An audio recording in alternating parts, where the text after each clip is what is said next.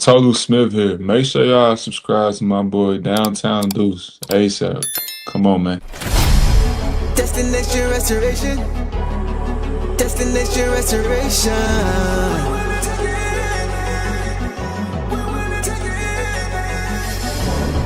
Destination restoration.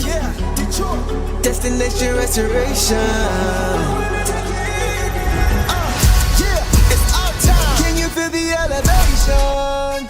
We on a mission on vacation. Time to create the separation. Championships and motivation. 313 need no explanation. Miss me with all that conversation. We ready for the confrontation. Counting down to our destination. The final destination. Together all the time together.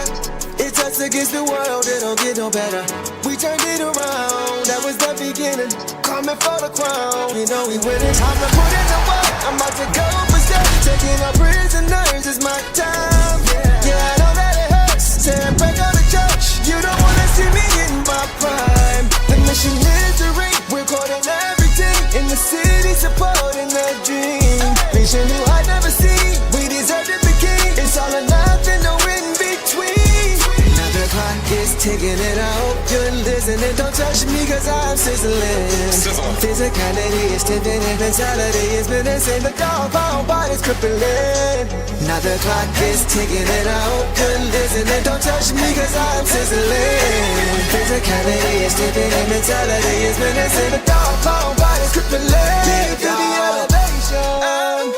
We on a mission on vacation. Time to create the separation. Championships and motivation. 313 need no explanation.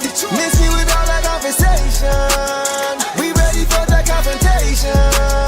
Counting down to our destination. The final destination.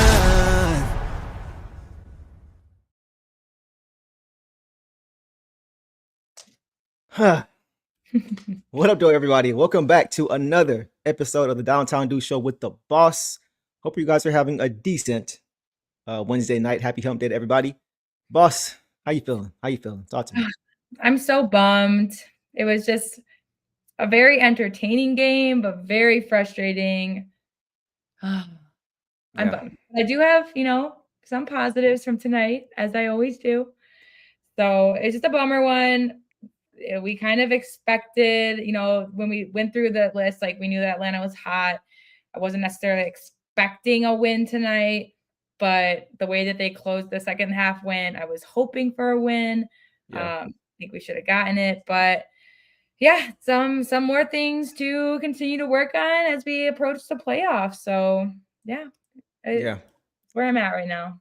So. We see y'all in the chat, man. We see all the comments coming through. We see all the anger leaking out, seeping through. We're going to get to it. We're going to talk it out as we always do, guys. We're going to break this game down in full. Don't worry. We're going to get to everything. If we miss your comment, guys, y'all know the drill. It's a lot coming through tonight, but y'all know the drill. If we miss your comment, repost it, caps lock, super chat, whatever you got to do to get our attention. If you want us to see it and you want to vent, you want to get it out, go ahead and do it that way, and we will do the best we can to get to you guys. And before we get into this game, we just finished up our live watch party. And per usual, it was a lot of fun. If you guys missed it, don't worry. As we've done all year, we are going to be doing live watch parties for the remaining Pistons national games. And that's pretty much the half of the remaining schedule is going to be national games. You got a lot of national games coming up, boss. So hoping you guys have your alerts turned on so you guys can catch the next one with us if you missed this one tonight. But guys, the Pistons, they had their 4-game winning streak snapped in heartbreaking fashion, falling to the Hawks 130-129. And they suffered their 20th loss of the season, dropping to 52-20 overall. But it took 72 games for the Pistons to have their 20th loss, which is an accomplishment in itself. As far as the injury report, we're going to get to that quickly. We'll get to the game. Isaiah Stewart, he is still out with his MCL strain, and I believe he is going to be reevaluated this week. Coach Bickerstaff actually spoke on his progress pregame. He talked about how Stu was doing, so let's go ahead and check that out first. He's progressing, you know what I mean? And it's something, again, that we'll take our time with, just based on making sure that he's right in the timing of everything. So, again, every day he takes a step, we evaluate and take another step the next day. So day by day, it sounds like it's good to hear that he's progressing. We could have used him tonight for a few different reasons, which we'll talk about more later. But it's good to hear that Stu was right on target as far as his scheduling and his progress as far as coming back. So that's good to hear. Also got some good news on Cade Cunningham, guys. Cade is making progress with his lung issue, and today he was actually spotted at the Pistons practice facility.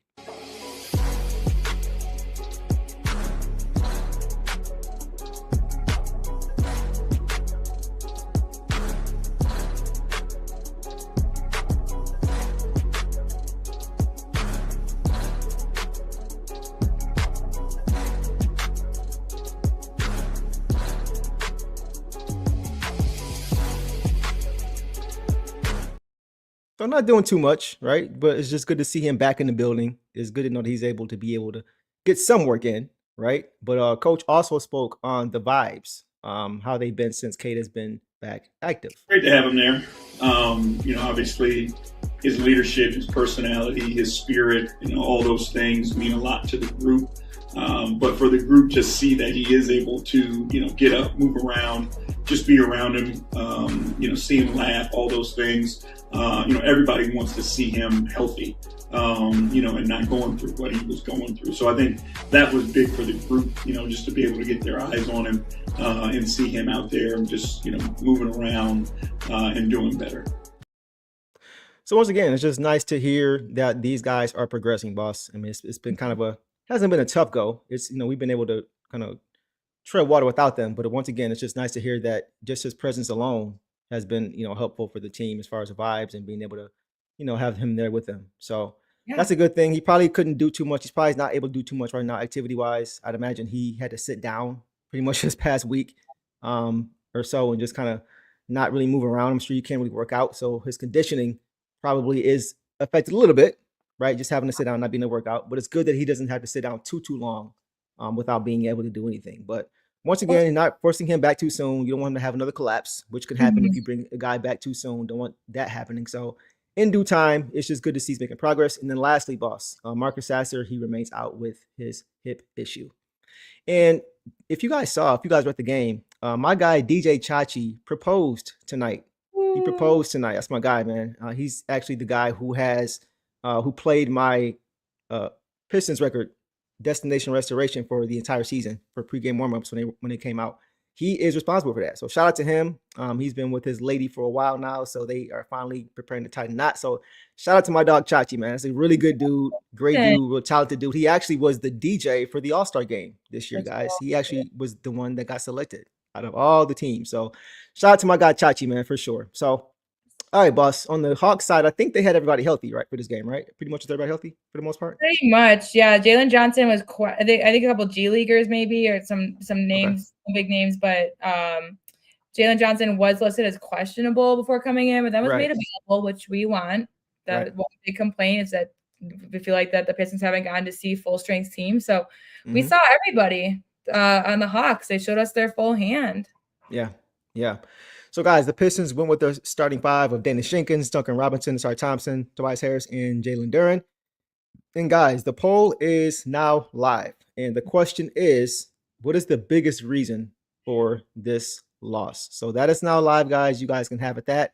It's a few different directions you can go with, a lot of candidates, unfortunately. We have differing views. Yeah, too, this year, we do. And I think that's just because there's not just one that you can really just single out. So that's, two things can be true, and they definitely were the case in this game. So, Ross, without further ado, I said a mouthful. Without further ado, I'm going to swing it to you. And you know what? Before we do that, let's get to the super chat first, and then we can get it popping before we get too deep into it. Let's come to my guy, Dom.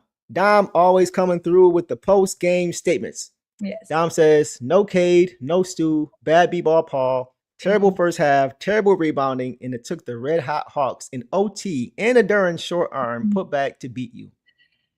I'm disappointed and upset at this loss, but kind of mad at the same time. That is a great comment. That's great for perspective. That is great for perspective. Now, we're not making excuses, and he's not making excuses. No. But it just shows how good this team can be, despite a lot of things going wrong against a team who's playing at full strength and playing probably the best basketball of the season, boss.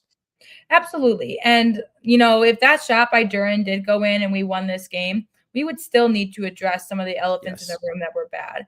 So even though we lost this game, there are absolutely elements that were good. And so we're going to address these too. We cannot doom and gloom. Of course, be upset. This was a frustrating loss. Like I said, entertaining, but frustrating.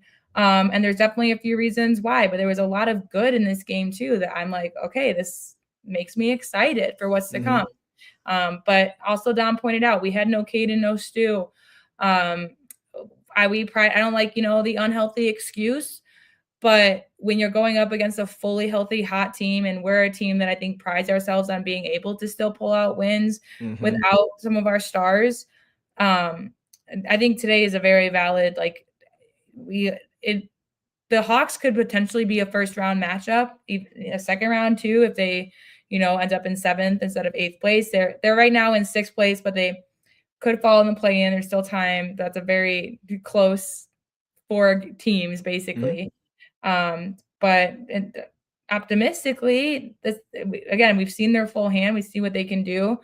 We actually beat them in a lot of categories. They beat us in some categories. It just, didn't happen tonight. And this was a game, again, that a lot of people had on their radar of us not necessarily winning without Kate or Stu, and to then lose in overtime by 1 point is heartbreaking. But it's also, this wasn't, this was a game that we put on our list of a potential when we were going through the list of what we need to get done to stay in first place, the potential loss. And it did end up being a loss, but we already. No, go ahead, finish. I prepared for it a little bit. But it's just always a bummer when it's close. And when you turn things around and turn momentum around, you're just like, okay, now I think we've got it. And it doesn't work out. It hasn't happened this season, but yeah. Like, you can learn. I won't say I'm happy we lost this game, but it's like sometimes you can kind of, like you said, overlook the mistakes when you're able to get a win, right? And so a lot of the things that we were going to talk about it regardless, but you would just hope that sometimes because the Pistons have won a lot of games this year despite, right? So it's just good sometimes to just kind of be reminded that when you're playing, whoever you're playing, but especially when you're playing a good team, you really got to be, and you're not playing with your full roster, you really got to play to your identity to expect to win the game. So I'm not happy they lost this game, but it's just a reminder. Once again, you can't just, play through it all the time. You got to play to who you are. So we'll get to that for sure more, boss. But let me swing it to you, man. What are your Dom, thanks for that super chat, for that comment, bro. I think you're dead on for sure. A lot could have,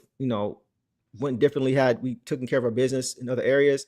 But, at the end of the day, we still showed that we can hang. If there's anything you can find a silver lining out of, that's what it is. We played terribly for a lot of this game, and we were still right there. So as always, bro, I appreciate your comment, man. Dead on with those points. Boss, talk to me. Yeah. So initial thoughts. Let's hear it. Basically, I think it's pretty obvious that they had a terrible second quarter.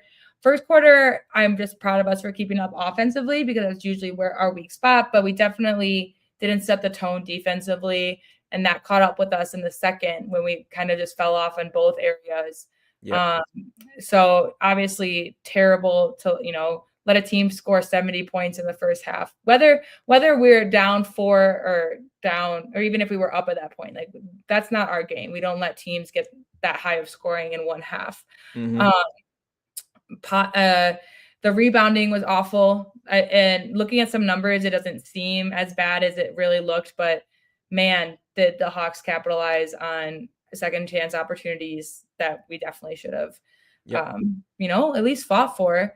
Positively, again, I'm very impressed that we cut a lead from 18 to 6 in less than 4 minutes to start the third.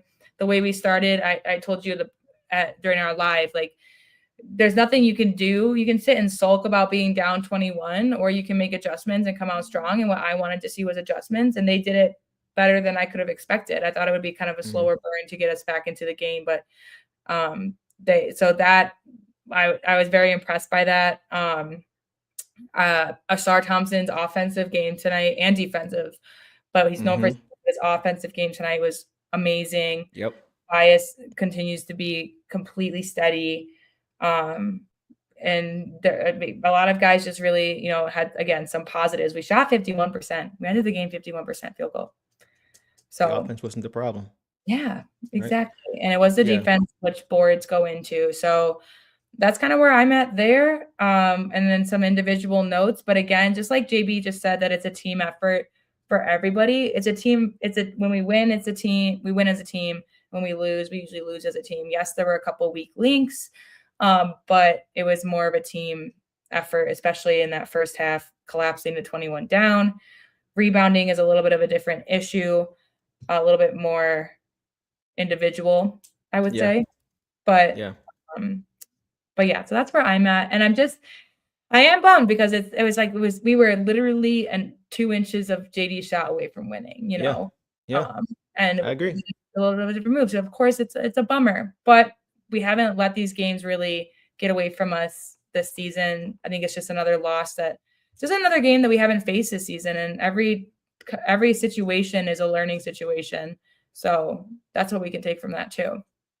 Yeah. So I'm going to quickly look at the numbers that I always look to identify to see if the Pistons played their style. Yeah. They did in some areas, but some areas they just didn't. Points in the paint, they won that battle for sure. 76-50. That's why they had a chance even late to win this game. Fast break points, they got outscored 18-23. Rebounding, they got rebounded by 7, 43-50. Assists were a wash, 33-31. They had 17 stocks to the Hawks 9, so that's a good thing. But those numbers look the way they did because of the second half. As far as some of those numbers looking close, because in the first half, none of those numbers look close that I just talked about.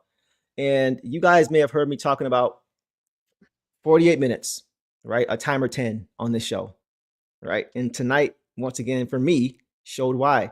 The first half was uninspired basketball. It wasn't enough urgency, wasn't enough defense. And I thought the Pistons lost this game in the first half. I know it was close in the second half, but I felt like in the first half, they lost this game. They went when you go.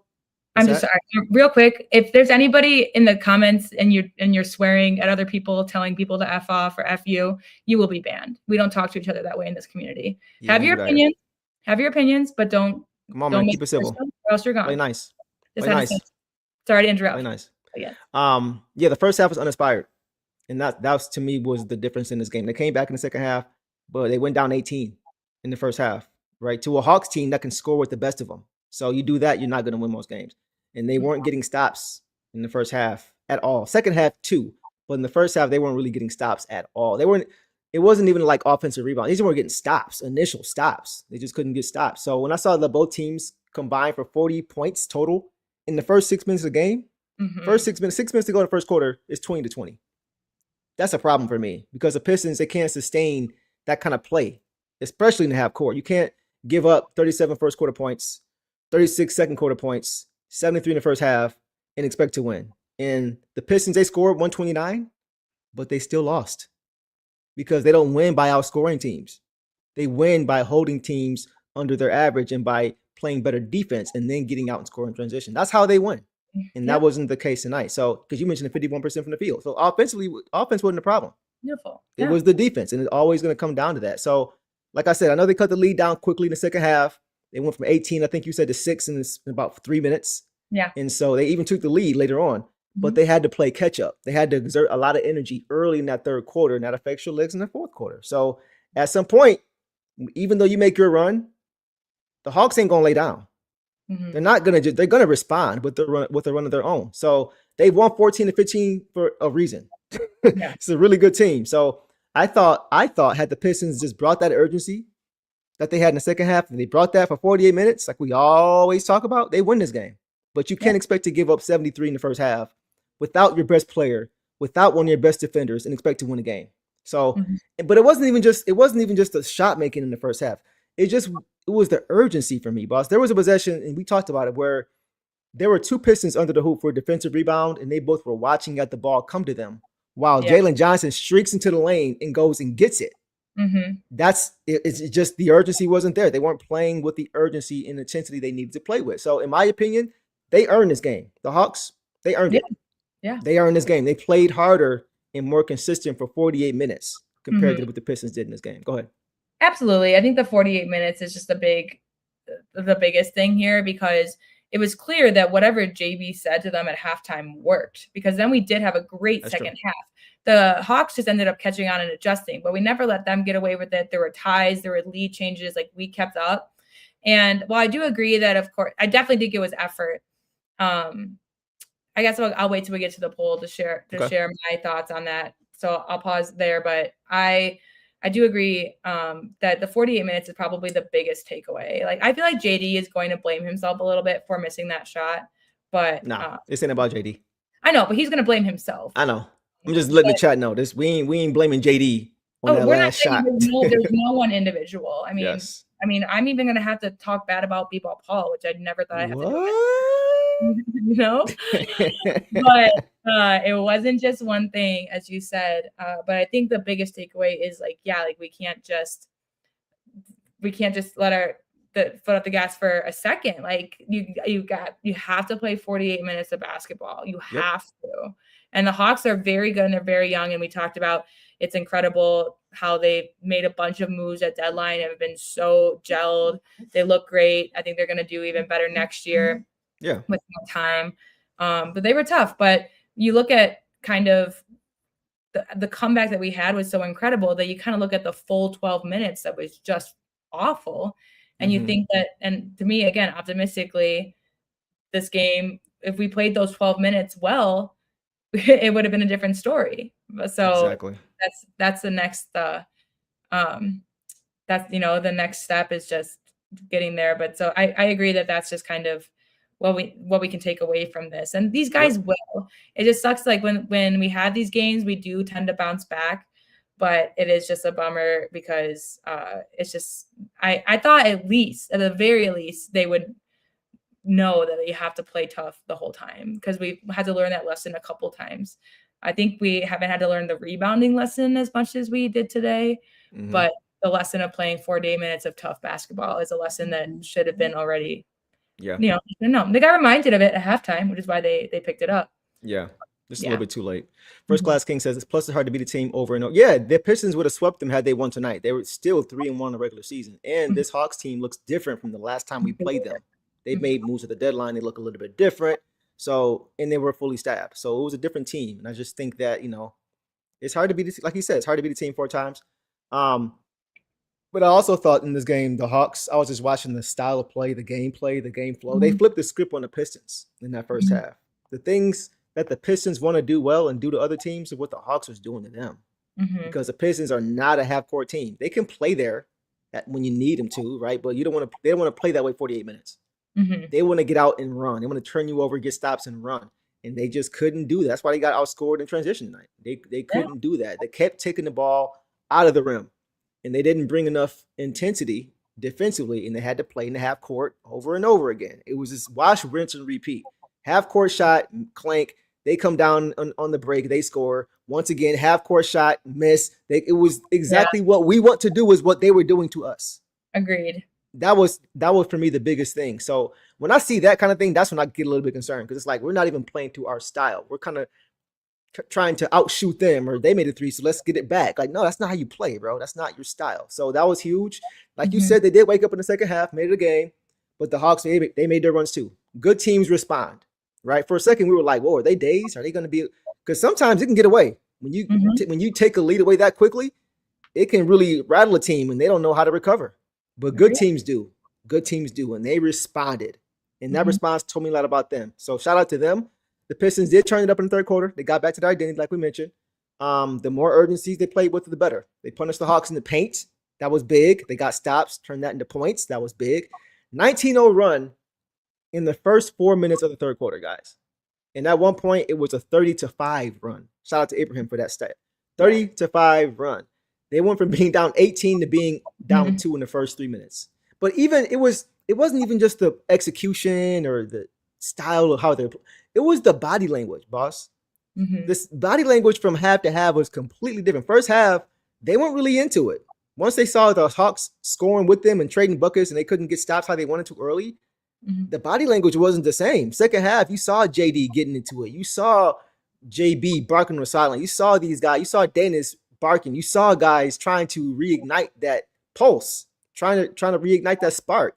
It was just a totally different feel from the beginning of the game or from the first half to the second half. And normally, like I say, for teams that have a lead like that swept away that quickly, that can be demoralizing. Yeah, I thought it may have been demoralizing. I thought once we got the lead, for a little bit. We were going to win the game. right? So a lot of teams and they'll let go of the rope and say, hey, man, we did all that work and our lead is gone. What just happened? But they responded. So shout out to them for that. Boss, lastly, in the fourth quarter, it started off the same way the third quarter did. They got a steal and a dunk. I think Kara's got it. Transition points. Something they didn't have in the first half. They got much of in the third quarter and fourth quarter. But third quarter, they have 40 points. 40 points in the third quarter. It's not by accident. It's because they were able to get stops, get out in transition, and get easy scores. They're not going to score 40 points in the half court ever. The Pistons are not going to score 40 points in the half court. If they're in the half court, it's not going to happen. But everybody can score in transition. Everybody can run and make an overhead pass and get a dunk or get a late. Like, that's so much easier. You don't need an offensive skill set to do that. It's just play hard defensively and we can go eat. But that happened only in the second half, and that was the difference for me. So by the time you got to the fourth quarter, it was nip and tuck. It was nip tuck. Yeah. They made their run to our run, and now it's like, who's going to be able to take control? And unfortunately, the Hawks took control. Right? They shoot a ton of threes, and it seemed like in that fourth quarter, CJ McCollum could not miss. He's been a Pistons killer all year. Y'all remember that game against the Wizards when the Pistons lost, probably the worst loss of the year? We lost to that Wizards. Yeah, that Wizards team that beat us, he went off against us then too. Doesn't matter what uniform he's got on. He just always, for some reason, I can't stand that man. I don't really mean it, but when I'm playing against, he's a really good player, but I can't stand him when he plays us. Right. But he couldn't miss 10 straight points, guys, in that fourth quarter, and he almost hit the game winner in regulation, which was crazy. But because of we got a good offensive hoop clutch in the clutch from Tobias, made a nice little fader to give us to tie the game, and then Asar on the next play came down and played great defense on said CJ McCollum to force it to overtime. So they made good plays. It was just, unfortunately, it wasn't for enough. And even in overtime, execution, once again, wasn't there. Passes were off target. They weren't communicating and calling out when guys were coming to steal the ball or double. And they didn't make shots. It's just, once again, they reverted back to not playing the way they were playing to get them to overtime. So that was, for me, the biggest thing. It was that first half. Had they played the way they played in the second half and that first half, it wouldn't even have been a close game. But because they had to work their way back and exert so much energy to make it a game, you have to hope the Hawks aren't going to respond. And guess what? They did. Yeah. So that was the difference for me. I know it's a mouthful. I had to get that out because I was just watching the game and I was like, bro, just we're not playing like ourselves. We're not playing our identity. What's going on? No, I wasn't even happy in the second half. When we came back, I'm like, okay, cool.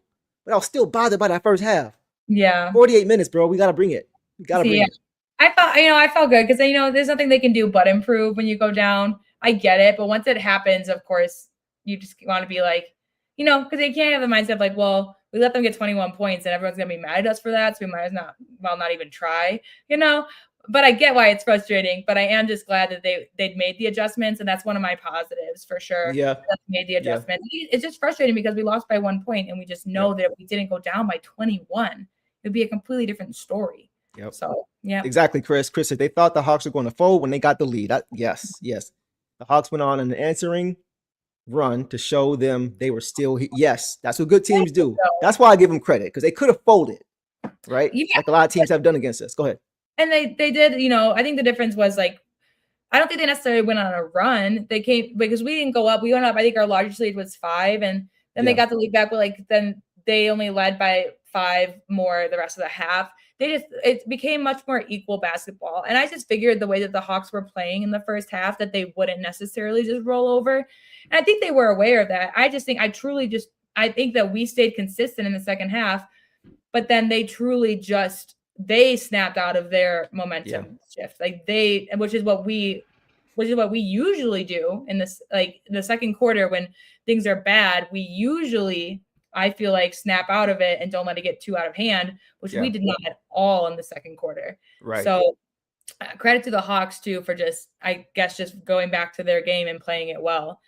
Yeah. So, yeah. It's a little disappointing for me because when you don't have Cade, like I said last time, you got to lean into who you are even more.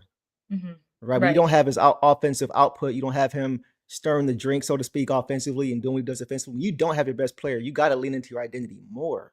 So it's just disappointing to see the Pistons not bring it for 48 because maybe part of it is because they've been winning despite, like we said, they were 3-0 coming into this game without Cade. So maybe they felt they didn't have to.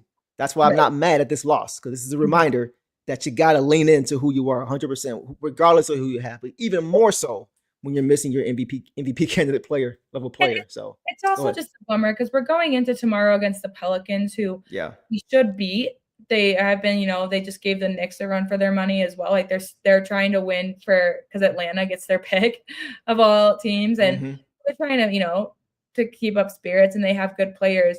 But what sucks is that, again, we had to exert energy to come back down a 21-point lead, and then it led into an overtime game. And now we have a back-to-back tomorrow where we had a couple guys come into this game as probable, and now it's like, do they get to rest, or is this now a must-win?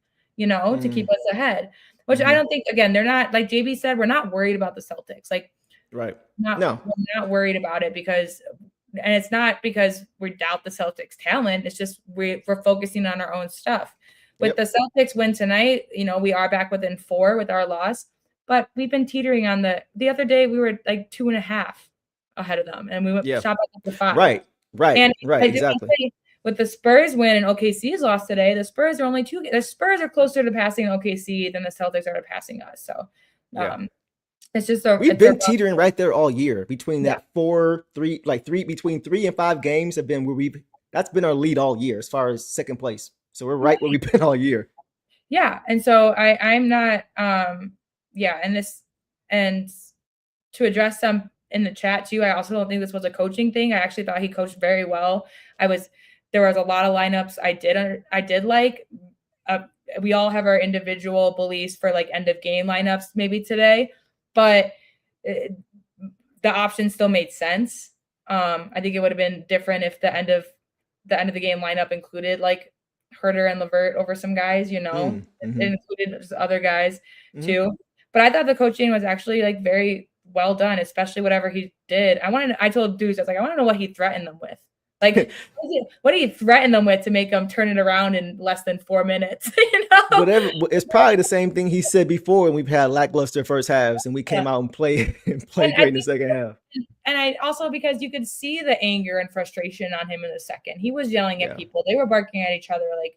I also, there were times of rotation that I was like, I wanted JB to do something like that, and he did. Like, he brought in Wu at a certain point, and I was like, yeah, that's what I would have done. And I think earlier season JB might not have. Like, I was totally fine. I don't think coaching was an issue at all, especially when you get your team to come back from 21 down and force a game into overtime.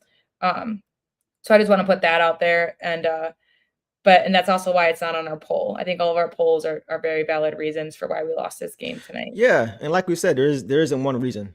There isn't one individual reason, but so we'll leave it there, boss. Like I said, it's not the end of the world.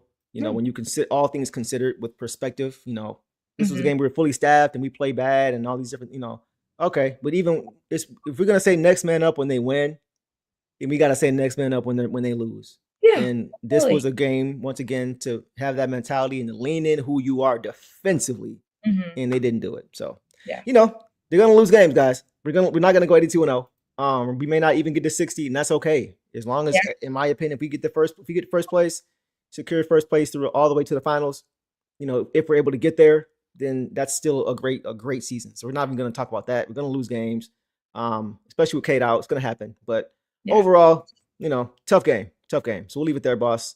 Let's check the poll. And see what you guys thought as to why we lost this game. So, boss, what do you think the biggest reason is based on what the chat thought between poor first half, rebounding, turnovers, and bad late game execution? What do you think? I think so. Mine is rebounding. That's what my issue was. Okay. I think that the rebounding was just bad the entire game, and that's why it's a big reason for me. Gotcha. But I think chat went with poor first half. Okay. So it was actually close between those two. Poor first half was at 42%, and rebounding is at 38%. Okay. So I think those were the two culprits, if we're being honest, between all four. Sometimes you kind of throw some in just to keep it interesting. But I think, boss, because you said rebounding and I was saying poor first half, and the chat saying pretty much the same thing. So yeah, we'll leave it there on that. And we'll check back on that as we continue with the show. Boss, let's get to some box scores, man. Actually, first, let's get to the super chat from we got a couple of them. Let's go to Super Morty Man first. Super Morty Man 7976 says, Deuce and Boss, always love catching your Pistons post-game analysis. Keep up the great work. Mad love to you both. Let's go Pistons. Super Morty Man, appreciate your support, bro. You've been popping in a lot lately, man, with some good comments, man. Good comments. So let me know what you thought your reason was. What was your reason? Like, what did you, first of all, what did you vote for in the poll? And Mhm. then elaborate on why you thought that was the case, if you want to, just We to got kind of it get you back already. in here again. We got What's it that? already from him. Poor That first was half. quick. He ain't playing, man. How many words per minute you type? What a 120? He says, poor first half, but amazing. Yes, that's Agreed. where I'm at. Yeah. Yep. So, but it kind of goes hand in hand with the rebounding, boss. But like, it kind of works hand in hand too. So, yeah, we get it. We get it, guys. But Super Morty, man, appreciate you as always, bro. And Sella the Hermit says, what's up, Sella? Sella says, tough loss. Cade's leadership was definitely needed tonight. Just being cool under pressure. LCA tonight was intense. Were you at the game, Sella? I think she said she was there. You were there. So you saw Chachi propose. You saw Brett propose. That's dope. It was a good game. I'm proud of our guys for fixing their mindset because that first half was frustrating. Yeah. Honest, I feel this is gonna sound funny, but the second half to me was more frustrating, boss.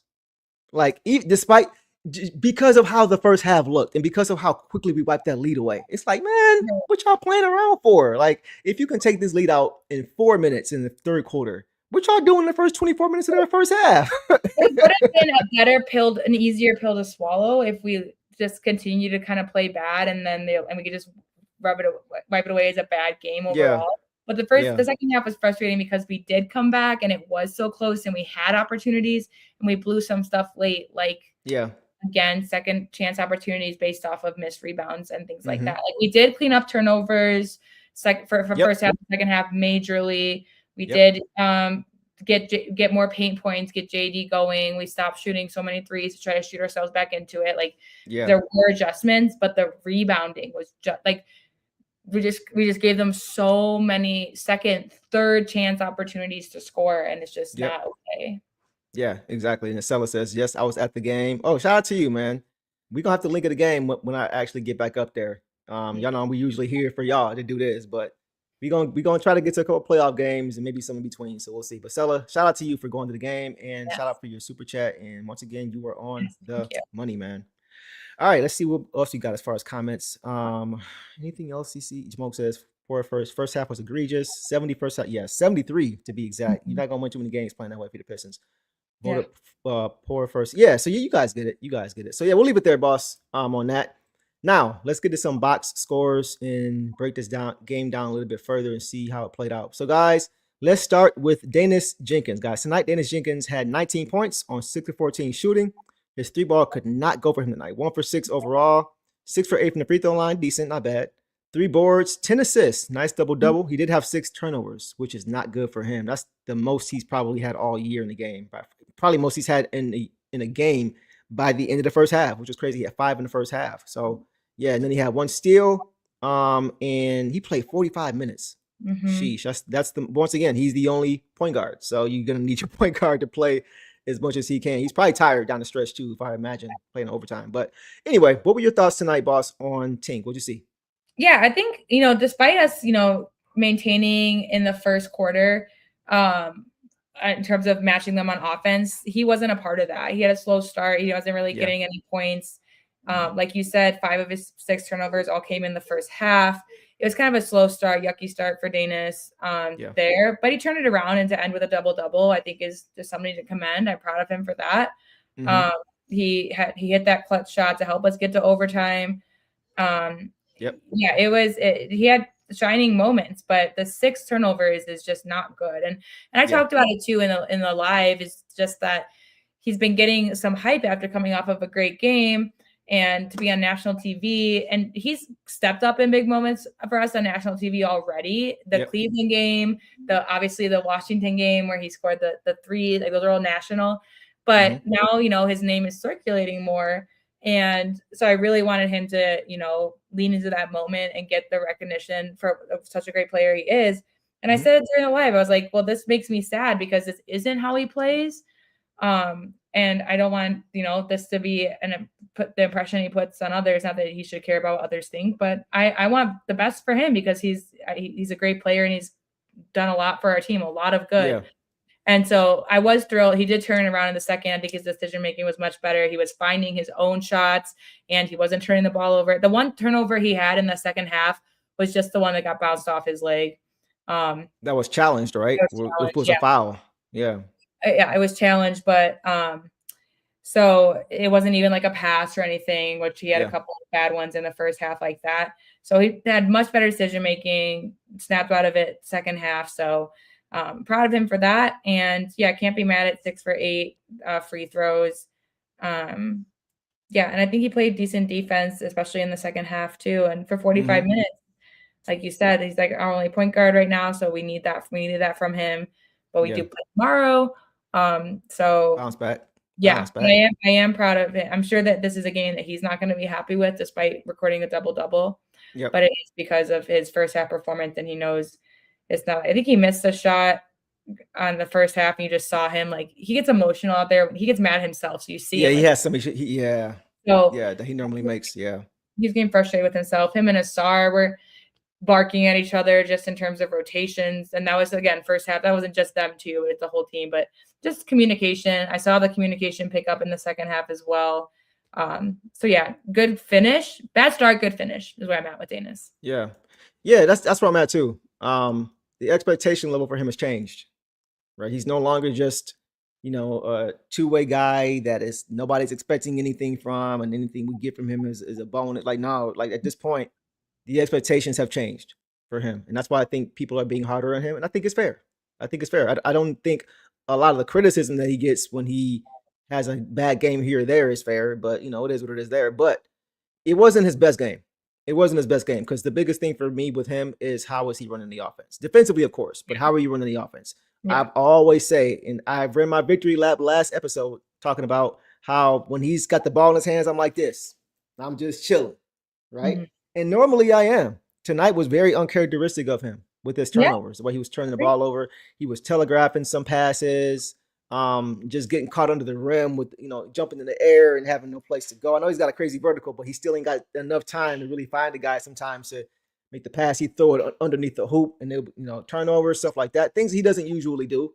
So that was something that was surprising for me because I don't normally see him do that. So that's what I always I don't want to say when I judge him that way, but that's a huge factor for me is how he's just protecting the basketball and leading the offense along with his defense.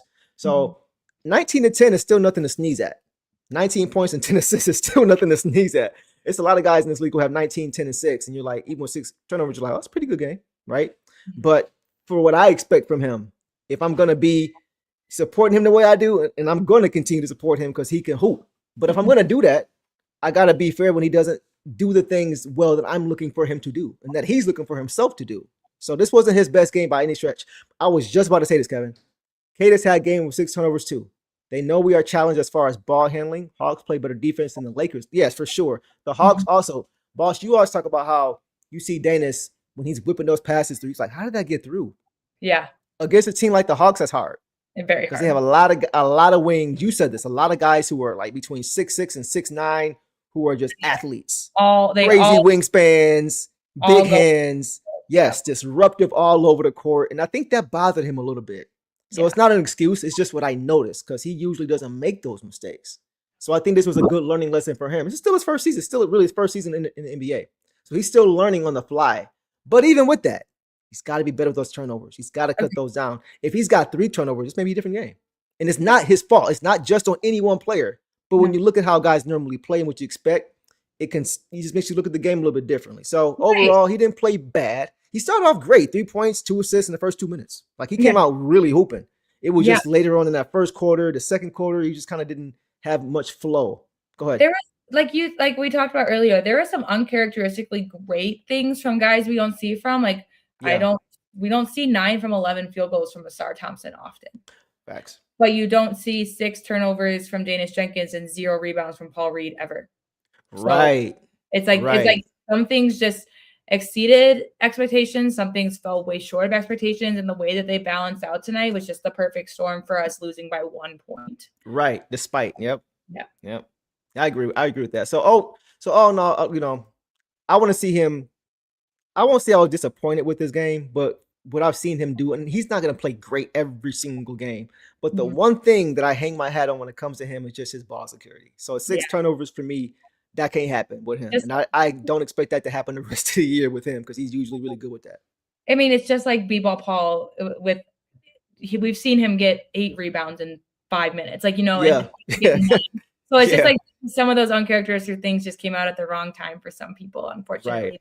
They're all entitled to have, but like you said, I think again, the way I look at it is as long as you clean up your mistakes as the game goes on, like halftime is a great time to do it. Obviously, that's usually when teams try to come and change the game. And like Danish did have one turnover, and that was just a dribble off of him. So basically a forced one, not an unforced one. Exactly. So you gotta, give him props for at least cleaning that area up. For sure. For sure. Yeah. One in the second half was great. And the one that he, like you said, the one that he had wasn't a bad read. It was just somebody came from behind, got over top, and knocked it off him. Dom Adavi coming back says, off topic, but Boston beat OKC tonight. But SJ had 33 points on only 10 for 12 from the floor. Must be nice. Yeah.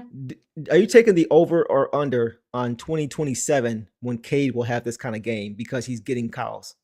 He's not going to take an over or under in 2027. It's going to happen before or after 2027. Here's my thing. The way that SGA shoots the ball, he can flail. He is so talented in the fact that he can flail his entire body, but his shooting form stays steady. And that's why Cade will never get the same calls as SGA, because SGA can throw his entire body around to draw whistles and still just perfect touch shot. So 10 of 12. Maybe he'll learn that. But 12 and 12 free. So I do agree. To an extent, but we just saw Duran hit 10 of 10 the other day. So he is getting calls. Like guys are getting calls for us. It's just different with JD because he's in the paint dominating, getting slapped around. Oh, for sure. But Cade, you'll never see Cade spasm in the air. If I ever see Cade spasm in the air, I'm like, he got touched. Where I've watched a ton of clips, and OKC obviously, guys, is a frequent flyer in Denver. So I've seen plenty of times where he's just really good at moving his body while keeping everything else perfect. Yeah, you can see he's perfected. You're right. Yeah, like Kevin says, great body control, and it's not because it's not pretty body control. It's just more like, oh, I can kick out my leg last minute here and get the call kind of thing. So, and I don't get that, but I do by practicing it. Yes, and I don't want to. I don't want to see Cade play that way. I don't either. Because he is ethical. I told yes, and I told Deuce this too, and it's because I was watching the Knicks Pelicans game last night, and Cat had a really bad foul that was then eventually overturned because he wasn't touched, but he should have gotten like a flopping tech for it because he basically like threw himself to the ground. Yeah. But I was sitting next to Knicks fans in when the Knicks played the Nuggets, and they even said, they're like, this girl, she would not stop cheering for the Knicks, and she's like, yeah, but we don't like Cat. We don't want Cat on our team. That's how I would feel if we brought anybody here that just flailed. They'd be like, oh yeah, I want to point this out too. What's up? Woo! Bro, I told you before.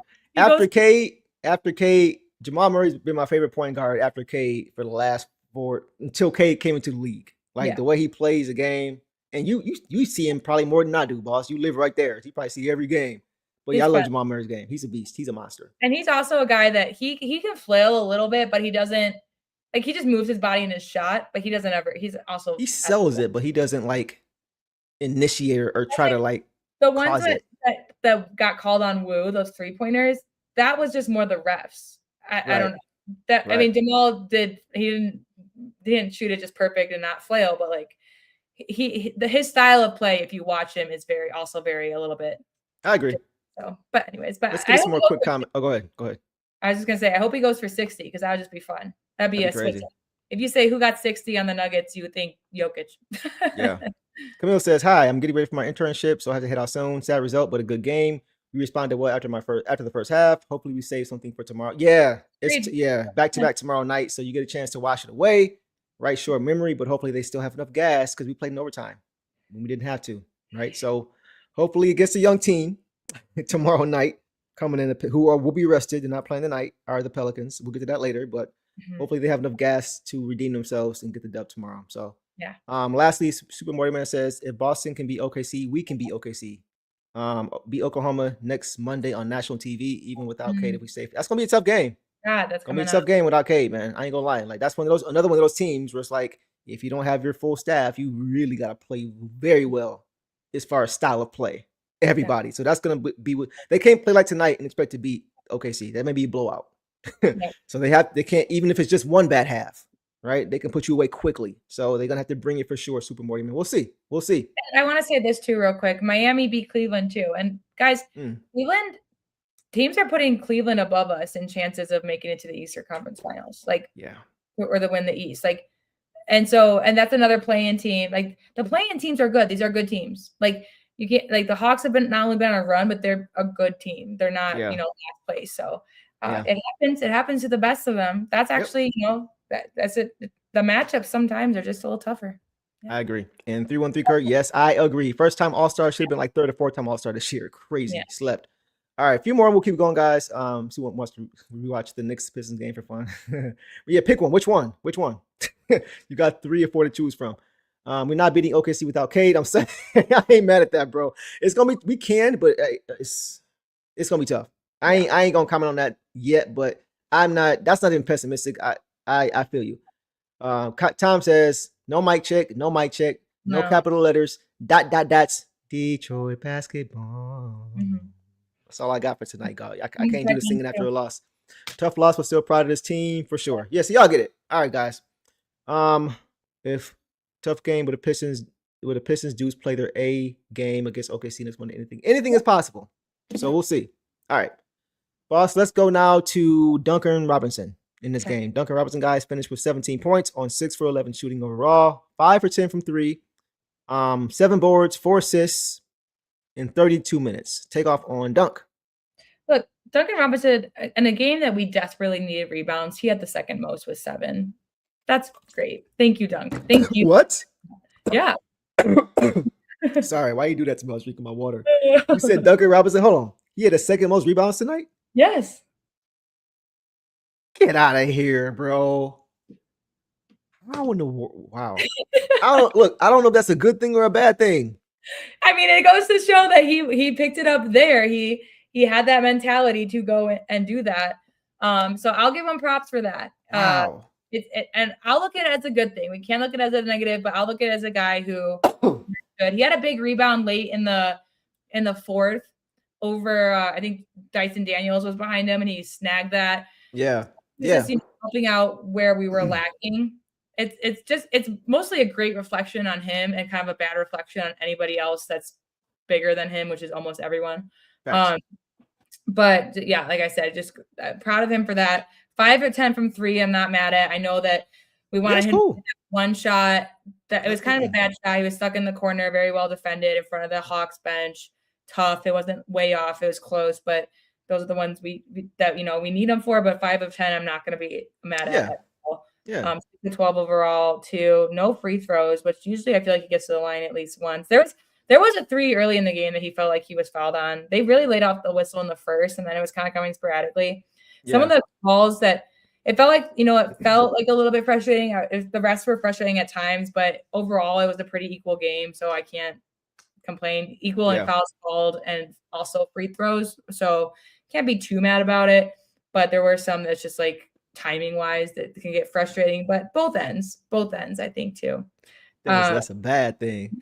But one of those was offensive, which was tough to come by for us. So I'll give him that. He had no turnovers. He only had, despite them kind of targeting him, he only had 1 foul. So he really did his best to defend well. A couple times guys got past him. Otherwise, I think he stayed in front. We didn't see him in the paint too much. So he did a pretty good job on the perimeter for what he can do. He had that big 3 to help send it to overtime. He just he got 10 threes up, but there were just some, he should have had more opportunities. I think going into just throughout the game, I think he could have had some more opportunities to shoot the ball. We just didn't really get it to him.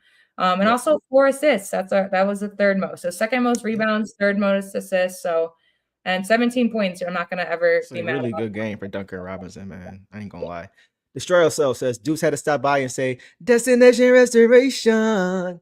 Been stuck in my head all week, man. Crazy song, 100. They should bump that before every game. Thanks, bro. They actually did a couple years ago. They actually bumped that song for all the pregame warm-ups. I will make sure I post that as a short for you guys to go check on the channel. But yeah, shout out to my dog again, DJ Chachi, who just proposed tonight. Is engaged to get married. He looked out for your boy a couple years ago, and Cade, and back when Sadiq was here and all those guys, they were running out every game, pregame warm-ups, and they were playing Destination Restoration. So I appreciate that, bro. I'm working on some more content, more music for this year for the playoffs. So hopefully we can run it back. But I appreciate you as always, bro. Appreciate that, man. Yeah, like that's crazy. 7 boards is crazy, bro. Like when I see Duncan with 7 boards and 4 assists, I don't even really care how many points he has, bro. To be honest, because he's a sniper. We know we want to see him get shots up. 5 for 10 is good. I always say I want to see him shoot between, what I say, 7 to 9 or 8 to 10 threes a game. I'm cool with that. In the 5 is even better. Like I want him to keep getting them up regardless, right? Because he has to be a threat. I always say, even he says, you got to make the defense move and respect you on the court. And he did that. He did a good job of just getting them up. If it wasn't there the first time, nice little DHO and he'd get it right back and he'd get it up. Like he was persistent he wouldn't just give up on the play because they were right there, closing out to him or right in his face. He give it back or give it up, get it right back. So that's what I like to see from him. You mentioned the playmaking as far as putting the ball on the floor, making plays for guys. That was great to see. The board work is crazy though. I literally choked on some water when you said that. Like I was like, no way, bro. No way. He's like, and that's why I said, is it a good or bad thing? Devin said it's a bad thing, but like it's a good individual thing. To me, it's bad because I don't want my shooting guard to be second in rebounding. JD is first, obviously. He had 14. We'll get to that. But usually Tobias is that guy or somebody else is that guy, but it's not usually him. So it's bad from that standpoint, but it is good from the standpoint of he's getting in there. Like he was going in there against, like you said, bigger guys and one hand in some of those. Like you don't see Duncan Robinson doing that. So it's good and bad. If we can have him with that same kind of effort and he's the 4th or 5th leading rebounder, which means everybody else is getting on the boards too, then it's a great thing. But when he's got 7 and that's second, I'm like, where everybody else at? That was my thing. And I think that's totally valid, but it also goes to show, because this is a completely valid take, but in the live, you were like, Duncan's not getting enough shots up right now. We should have Wu in on defense. I get it. But that is a valid take. But then you look and these rebounds and stuff, they did come a little bit later in the game. So good point. Even though the biggest thing was just more like, we need him to contribute, which is, yes, the star was great, but also because we talked about earlier in the game, people were like, why is Wu in and not Asar? And it was because we needed both defense and offense. Right. And Wood made his threes, and obviously Asar, he came back in. He had a little break and he came back in. But we needed to give Asar a break, and we needed what JB needed was defense without lacking offense. So that's why he brought in Wu for Asar, and then they came in and played together. But I think just the 7 boards just screams, while you can look at it as a big thing about how other guys, he gets 7 boards, but that shouldn't be the second most, basically. But he did contribute in a lot of other ways than just scoring when he didn't have the shooting opportunities. And that's just what you can ask for, because that was a complaint for the majority of the first half of the season, is why he's not getting these long minutes if he can't shoot, if he's not scoring for us. And his defense has gotten better, but also just the rebounds just really helped make up for that too. So I just wanted to point that out as well, because that's a good point. No, that's fair. That's totally valid, because when I checked the box score, I'm like, wow, he actually did it was a lot of quiet things he did in this game, a lot of dirty work that he did in this game, which we're not used to seeing, which is probably why it didn't stand out for me. So that's on me. You're right. That's a really good point you made. But it was still valid to be like, why don't we have more defense in right now? Because we're even getting Duncan the shots he needs. And that's the thing too. I think that's part of why I was saying that, boss. Is just because like you saw the Hawks routinely hunting him out, trying to get that screen, trying to get that switch. And you will see Asar and Tobias at times being able to fight over the top and saying, no, go back to your guy. I got him. Because it's a quick little, it's like driving a stick. When you got the clutch and the gas, you got to make that rotation quick. Once it happens first, you got to be able to make the rotations quick. So Asar can get back to his guys. Duncan's coming back to his own guy. But it was a few times when that would happen, and they would reset, they run the pick, Asar would get over top, say, I got him, go back. They run the same screen and roll again, and they would just keep running it until they could get Duncan stuck on Jalen Johnson. They just kept running it over. So that was the only thing. And it's not even Duncan's fault. He's trying. He just doesn't have the foot speed to be able to stay with a guy like Jalen Johnson. That's all it is. And again, it's matchups too, because we also saw the Pistons do a very good job. This is, again, another positive I take on this game is not allowing the switches, being able to switch back fast. Asar's one of the best in the league. We haven't seen a lot of, because we usually complain like, oh, they switched on him and then it's one-on-one because they're too spread out. Right. But this game, especially late, when they got switched on, like it was mostly Tobias and Asar too, later on. It was. They were able to switch back pretty quickly. So I did like that we were able to see that from them, because it's that is just that's something that if we can get more in the habit of doing that better, that's just going to benefit our defense even more. So. That's true. That's true. United in Grief says that they forgot about K Song is going to hit crazy when they get that first playoff win. Yeah. You know what I'm saying? No, playoff series win. It's gonna be dope. They forgot about K. They forgot about K for sure. I may play that next game, just because we do miss K, man, for sure. Sure. But yeah, that's all I got on Duncan, man. I thought he was good overall. You know, it's the defense he's never gonna be a top level defender. Jalen Johnson in itself is just a tough play for anybody to defend. He's really good, man. Jalen Johnson is nice. I think he's a better building piece for them instead of Trae Young because of what he does bring on both sides of the basketball. Talked about Duncan Robinson getting 100 out. At least Duncan Robinson 6'7". Trae Young is 6 feet with high tops on, maybe, right? So it's levels for them. So I think he, as a leader of that team, as the best player in that team, is gonna take them further than they could have gone in the past, just because we can bring on both sides. But Duncan was good overall, man. I'm not gonna get on him for that. He did a lot of other things. He tried his best. He did things that he's not even usually accustomed to doing for this team, and doing it at a high level. So not much more you can ask from a guy like Duncan Robinson, who's trying and giving that effort and still doing what he does best, getting up shots and knocking down half of them. So yeah, good game from him, man. All right, boss. Let's go to Asar Tasmanian, backbone of the defense, Thompson, guys. In this game, guys, Asar Thompson went crazy. Finished with 18 points on 9 for 11 shooting. Those are like JD type numbers. 4 boards, 5 assists, only 1 turnover, 4 steals, 1 block for 5 stocks in 37 minutes of play, and a bunch of other intangibles. Boss, what did you see from Asar Tasmanian Thompson in tonight's game? Take off.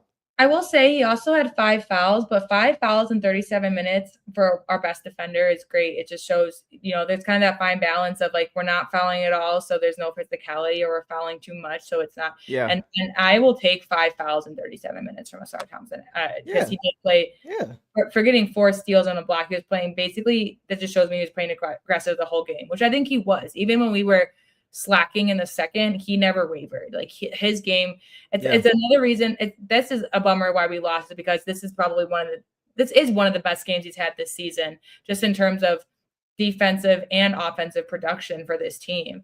I mean 9 of 11 is beautiful, and no free throws. That's crazy. So he got 18 points clean. No threes, no free throws. That's tough. That's tough. You pick poor Robin Clean again? Yeah.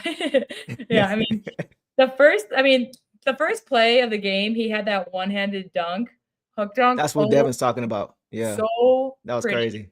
So pretty. I mean, me and dudes both were just like, ooh, like ridiculous. He's so graceful in the air. But like, I never get tired of seeing him, bro, finish. No. And it's ridiculous. Go ahead. And it's just to show again, like how he, I feel like that was just even good because he was in the air and he got it done. But sometimes, he gets a little bit indecisive at the rim and he brings it down, or he just lays it up instead. But no, he was like, nope, this is going in. And it was beautiful. And I think that opening play helped him with the rest of his game, with his confidence and everything, because he had a turnaround midi. He a lot of stuff at the rim just looked good. Yeah, it was beautiful. The block was on, I think it was on Jalen Johnson. I'm not 100% sure, but the perimeter block. They ended up getting Jalen Johnson. Yep. But then we played good defense and got the ball back. So it was great, just defensive effort, great sequence. I mean, Asar's game tonight was freaking beautiful, and so I need him to get a dunk to start every game, because I think it just really helps again with his confidence and decision making for the rest of the game. And he's a guy, he only got 4 rebounds. Like, he's a guy that when he's out there for 37 minutes with how long he is, that's who you'd think would more likely get 7 rebounds, not dunk. You'd see those at first. But he also had the second most assists for us with 5. He started the game. He actually was the one to bring it up the court for us. Instead of Jenkins. He started off ball a little bit. I didn't mind it. But yeah, just, and 4 steals, man. He was so fun tonight. He was probably the brightest spot in this. He was the brightest. You think he would have won the belt if we won this game, or JD? No, I think it would have been Tobias actually if we won this game. Tobias. Okay. He had the clutch shots. He had all the clutch True. shots. True. So I And think he it had would've been 22 in this game too. Sheesh. We'll get to him in a minute. But yeah, So I okay. think it would have got been you. him. I got But you. Asar would have been my second choice. Like just overall. JD though, 26 and 14. Hard to finish. I don't know. We'll see. Yeah. I don't know. But What y'all think? What y'all think? Who would have won the belt? 26 if he and won this 14 is JD's norm almost right now. He's still 26 and 14. I know. I'm aware. That's like how I feel about Jokic half the time. Facts. But like Tobias 22, but like just Asar's overall game, I think it was I ain't just mad. beautiful. So I ain't I mad. wouldn't be mad at any of them, but Yeah. I would pick him, but Okay. he Okay. just he played his heart out. And what is good is that a lot of these guys are young and can bounce back and play a good game tomorrow. And I hope that he just kind of pops off because I need him, just like with Ron, whenever he gets a double-double, we lose. I know. Like, has one of his best games, and I'm just like, I don't want him. It sucks that we lost in this kind of thing. Yep. So Yep. that's great. Heisenberg says, if we can get this Asar on a consistent basis, we're going to be in really good shape. 100%. This is exactly where I was going, bro. Like this to me was his best game since he got hurt. Right? Agreed. Since he turned his ankle. This is what, game 5 or 6, I think maybe. This is, if you guys remember, last show, I was saying that before his injury, I thought he was playing arguably the best stretch of ball I've seen him play in a Pistons uniform, period. Yeah, he was. Because of his two-way play. He looked as comfortable, I think, offensively as I've seen him. And it wasn't because he wasn't getting touches and he was just like 11 shots again tonight. Last game he shot well from the field. He was really finding his way before his injury offensively, as far as not adding to his bag, but just finding ways to be impactful and finding his spots and all these different things in the offense. And I think tonight he looked like the guy that I saw before he got hurt. So that's why because he struggled the first few games when he got back. He wasn't really scoring a lot. Even defensively, he wasn't who we're accustomed to seeing, right? But he missed 5 or 6 games. So it's just like, now he's slowly getting back to that guy because he's getting comfortable again. So like Heisenberg says, if we get this version of him going forward, we're going to, even without him adding a ton to his bag, just off of the raw ability that he's doing and the comfortability that he has now playing in this offense. If we get this from him, we're going to be just fine. Fine. I agree with Stella here too, because she keeps saying that, he was just pissed off this whole game. And I agree because we saw him, I think during their comeback too, he was just screaming and like, we were just talking about how we never see emotion from Asar, and here he is screaming in Duran's face. And he was the one, he's who I caught, with the 21 run they had in the second. He was the one yelling at his teammates because he's been yelled at before, and they're cool to do that. They want that. That's what helps them get into it. So completely agree with that too. He's like, hey, something in some of these guys. Like if you tick them off, that's why like when the refs get frustrating a little bit and they're not getting the calls, our guys get mad and they channel that into their play. Yep. Yeah. Exactly. Let's get some quick comments, boss. Michael says, Tobias hits the game winner, he gets the belt. Darren hits the game winner, he gets. Hey, I ain't mad at that one, bro. Hey, it very well could have played out that way for sure, because it was like this for sure. 313 Kurt says they cut Ron's hair in minutes. I know. Man, no. So what you trying to say? That Ron turned into Samson? They cut his hair, he lost his power. We gonna get to Ron later, man. That's hilarious. I'm screaming on that. So for me, like that's my take on Asar. Like he one of his best games he's ever played, I think, as a Detroit Piston. Oh my gosh. Just because of the intangibles, the box score, everything. He was just so impactful in so many different areas. He's being that Swiss Army knife that he is. For sure. Just Great game from him. Alone, if he can't get offensive going, but he was averaging, like you were talking about, in that stretch before he got injured, he was averaging like over 3 steals a game, like 8 games, like, and he's back up to 4. Like that, of course, the offense is what we want from him too. But if you're on the floor and getting us 4 steals, I'm still happy. And so now it's just a matter of stacking those up again, which I think he will do. So now it's like to see, because he's already had good games, and then this one's been a great game. And tomorrow, if he has another good game, I'm just like, okay, like this is how he's going to get us into the playoff mode, and I love it. Love to see that. If you're playing against the Lakers and you're mostly responsible for Luka Doncic missing 18 of his 29 shots, just give me a little bit offensively, because you're kind of scoring for us by helping us get stops. Yep. And he's often the one after getting the stop that's leaking out and getting the score. So like The offense is going to come. It's not where I want it to be, but the focus is where it needs to be because of who we are and how we play. So, yeah, no complaints tonight at all from Rashard Thompson. Keep it up, bro. Amazing game. Amazing game. Incredible. I just want to update, too, because I was just checking to see. What's up? Maul still has 33 points, but Jokic has a triple-double with 7 minutes left in the third. Oh my Lord, bro. That's the best duo in the league, bro. I'm sorry. That's the best duo in the league. Not LeBron or Reeves and Luka, who are you going to say? Not JT and JB. It's Jokic and Jamal Murray. That's the best 1-2 punch in the NBA, in my opinion. JD and K, they're on their way. They on their way. But right now, I got to give it to Jamal Murray and Jokic. What's up? I just want to say, too, they're only up by 7 over the Mavs with those stats. Wow. So nobody else is doing anything. Najee Marshall, who I wanted. That's who you wanted. Yeah. He's 20 points on 7 of 11. That's who leads. Everything else is kind of spread out. Cooper Flag with 14. Understandable. But, yeah, that's crazy. That's insane. That actually is worrisome for me if I'm Denver. Like, where y'all at, bro? Where they at? Oh, yeah. We need TJ to get going. Sweetness is what they call him, guys. Just want to let you know. He has a new nickname in Denver. Every time he scores a 3, they go, Sweetness. Yeah, that's good for him, man. I'm happy for him. He's really career year, maybe, for him, I would say, probably. He's in a 6-man running, so yeah. Yeah, I would say so. He's hooping. He is balling right now. Like, we thought he was doing a lot last year for us, man. He's taking it to a whole nother level. It's crazy. He's just not missing. It's insane. Yeah. All right, boss. Let's go to Tobias Harris. Tobias Harris over me, guys, tonight. Tobias Harris finished with 22 points on 9 for 17 shooting, 2 of 5 from 3, 2 of 2 from the free throw line, 3 boards, 3 assists, 1 turnover, and a steal in 35 minutes. Take off on Uncle T, boss. What you see?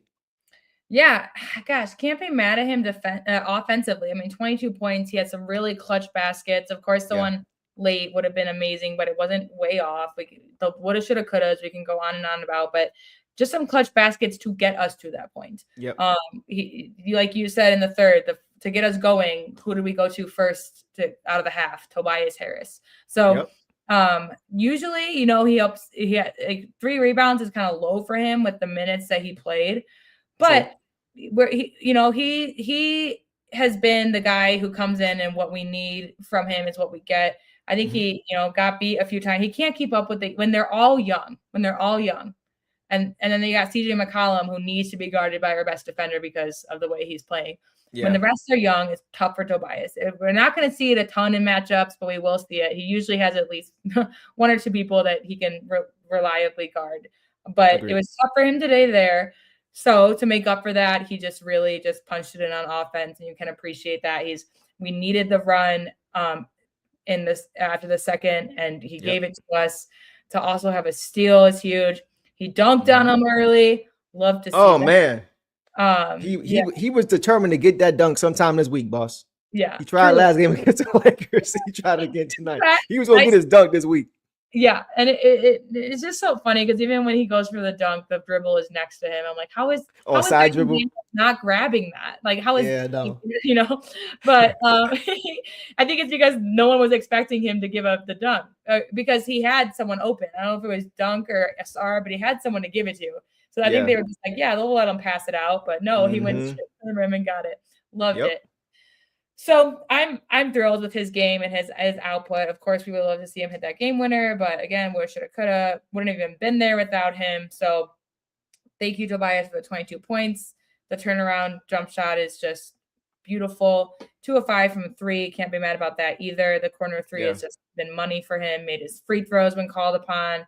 Only 3 fouls. Only 1 turnover as well. Registered 3 assists. So good game. Good game from Tobias. Yeah. It's funny, like you mentioned the dribbling. Like if I played against him on 2K, I'd be spamming the square button, trying to get a steal. Like he dribbles like this. It's so funny. But like he was steady. He was like 22 points. I'm taking it on pretty good efficiency. He shot better than 50%. Shot 40% from 3. I mean, defensively he struggled at times. We talk about it because it's hard. Bad matchup for him. Like this is a young athletic team, and they're fast. They're quick off their cuts, off moving to the basket. He got lost a few. Not even lost. He's just not able to. His mind saw the cut. He saw it happening, but his body just doesn't have the same response that it used to, because he's getting older. It's just natural. So it's hard to watch for him sometimes because it's kind of like Duncan, like the heart is willing, but the body is weak. He just isn't physically able to do it the way he wants to. So I did see a few times, he gave up some easy buckets and things like that, but he's trying the best he can. Now, looking down the road, if you say we got to upgrade the 2 and the 4 because we need more defense, cool. Listen, you may have I agree with that. I agree with that. But for what we expect from Tobias Harris, he's given us what we need. He's given us what we expected. When we brought him here last year on a $26 million deal for 2 years, $52 million over 2 years, and you're seeing these numbers, 22, 9 for 17, 3, like you're taking that. Yeah. You're taking that. We're not expecting him to come here and be somebody new, be this top-level defender, right? So he is who he is, and he's doing the things well that he does well for this team. So this was another example. And once again, down the stretch, who they go to when they needed a bucket to tie the game? In the half court, they went to Tobias Harris. He is so important for the offense because you mentioned it already. But when the Pistons get down, they call a timeout. They're setting the tone offensively in the half court with Tobias Harris. Yeah. I was saying before, I think we saw one tonight where that happened. Boss was like, watch him go to Tobias out of a timeout. What do? They go to Tobias. He missed the shot, but more times than not, they like to go to that because he can settle the offense down and allow the defense to set up defensively. And then you'll see them come get a stop, and then they get an offensive score. But it always starts with him. Not always, but more times than not, because he's our best offensive threat in the half court right now with K out. You see that often. Let's go to Tobias, settle down, get a hoop, and then build, and then stack possessions. So from what we got him tonight, I mean, I was a little bothered by that last shot. I don't know if I would have went to him in that last shot. It wasn't clean. They came over and doubled and helped, and Jalen Johnson, I think, was right there. Tough shot. I don't know if I would have went to him there because you got to know they're expecting that. You got to know the double's coming. So I won't say it's his fault. I didn't like that play call. I would have liked him try to go to JD and work out of that. They had 5 seconds to go, so I wouldn't have minded to see them try to go to JD earlier, draw a foul. He's hitting his free throws. Right. They don't have Okongwu. He's out. He's fouled out at this point, and he couldn't guard JD either. So that's the only thing. The last shot wasn't great, but that's more so play call. So, but aside from that, he was really good in this game. Go ahead. The whole last possession as a whole with them having 14 seconds, then letting 6 seconds run off before they call the timeout, and Atlanta had a foul to give. It was just kind of a little bit like, I don't know. But I think I would have assumed that they were going to go to JD, so maybe they thought that Atlanta thought that too. But you're right. So, but anyways, and that's nothing to Tobias's fault. And I do think, today he was very crucial in a game that we didn't, that they outplayed us on the fast break, that we weren't getting our usual scoring. He really still came through as our reliable half-court offense because that's exactly what he does. And if we had someone else, putting up someone other than him putting up those numbers, I think we would have seen him on the boards more. Like he's just kind of going where the gap needs to be filled, which is nice. Exactly. And we can, he's our vet, so he can't do it all for us. Yeah. But he did help just us maintain, some decency in this game later on. Exactly. Yeah, we got him. We brought him here to do exactly what he's doing. He's earning that contract for sure. I don't think anybody would say these last 2 years that Tobias Harris is overpaid.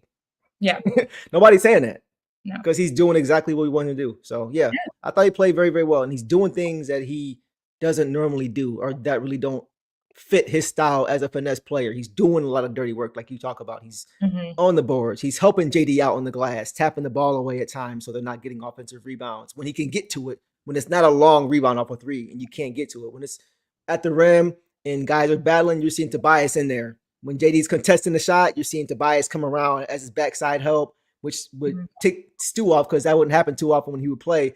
But we see Tobias now switching over to JD's guy to help him out, tap out or get in the board and just secure the board. That's the kind of stuff that he's doing that really I don't think people expected because of him being a scorer. So once again, just doing whatever is needed to help this team get wins is what he's doing. So yeah.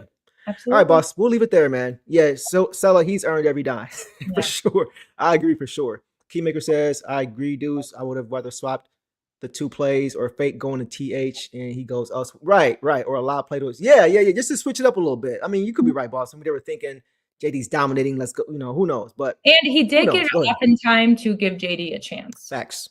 That's true. That's a very good point. JD still got the board and yeah. So speaking of which, boss, let's go ahead and get to that man, Jalen Duren, guys. Tonight, JD finished with 26 points on an efficient 9 for 16 shooting, which is actually surprisingly low for him compared to how he's been shooting the ball lately, which is crazy. 8 for 9 from the free throw line. Guys, JD has missed, including tonight's game, he's missed one free throw in the last 2 games. One free throw in the last 2. I think he was 10 for 10 last game. So he is 18 for 19 the last 2 games, guys. Jalen Duren from the free throw line is 18 for 19 from the free throw line. And boss, what have I been saying the last few days about JD and his free throw shooting? Well, not even just the last few days, but the last few months about his free throw shooting. Like, I know he can shoot 80% from the line.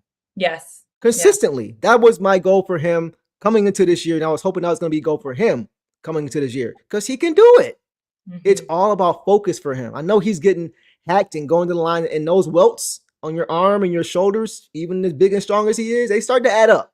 And I'm aware of that. He gets punished in that paint. So when you go to the line, when you got that welt throbbing on your shooting hand, you're going to feel it, right? Yeah. But despite that, he's still going to the line and knocking down 18 to 19 free throws. Crazy. So he can do it regardless. So I'm so happy to see him stepping it up at the free throw line because, once again, almost double-digit free throws again for the second straight game. He's going to be living there as he gets more respect. And he's getting that respect now. And now, as you say, boss, you got to cash it out. You can't just get fouls. You got to go and capitalize at the line. And that's exactly what he's doing right now. 18 for 19. Most guards don't do that. No. But like I said, he's got touch. He has got touch. He can shoot the ball. That's why I know 15-footer is in his future. SGA has used more of his free throws in the past 2 games than JD has. Wow. There you go. JD is uber talented, man. Uber talented. 22 years old, man. Oh, my Lord. But yeah, JD was great in this game, man. He was great in this game. He wasn't perfect. He had some defensive lapses here and there. I'm gonna call those out too. He wasn't perfect. It was sometimes he was a little bit lazy, but once again, I think he was tired. It looked like. Yes, I was just about to say I think he was tired, bro. That's why I think he short-armed that last shot, low key. Yeah, true. If I'm being honest. But I just wanted to see him dominate against Okongwu, punish that man. 26 is I would have liked to see even a 30 ball tonight against Okongwu. You know, like just see, you know. But once again, I'm not blaming him. He still did his thing for sure. But also, boss, his passing. His passing is on display even more. Finding guards from the top of the key, bounce pass, cutters on target, on time, on target for a big man. Ain't too many guys doing that in the NBA. Şengün, Jokic, maybe a couple more. JD is entering that conversation as far as his passing ability. Right. Heisenberg says JD was a hoss out there again. I was really hoping we would have made a more concerted effort to run the offense through him after Okongwu fouled. Bro, even before he fouled out. Yeah. I wouldn't mind 20 shots from JD tonight. Mm-hmm. I wouldn't mind 20. He took 16, so I ain't mad. But I wouldn't have minded a few more. Especially when Okongwu couldn't guard. He fouled out early in the fourth quarter with 9 minutes to go.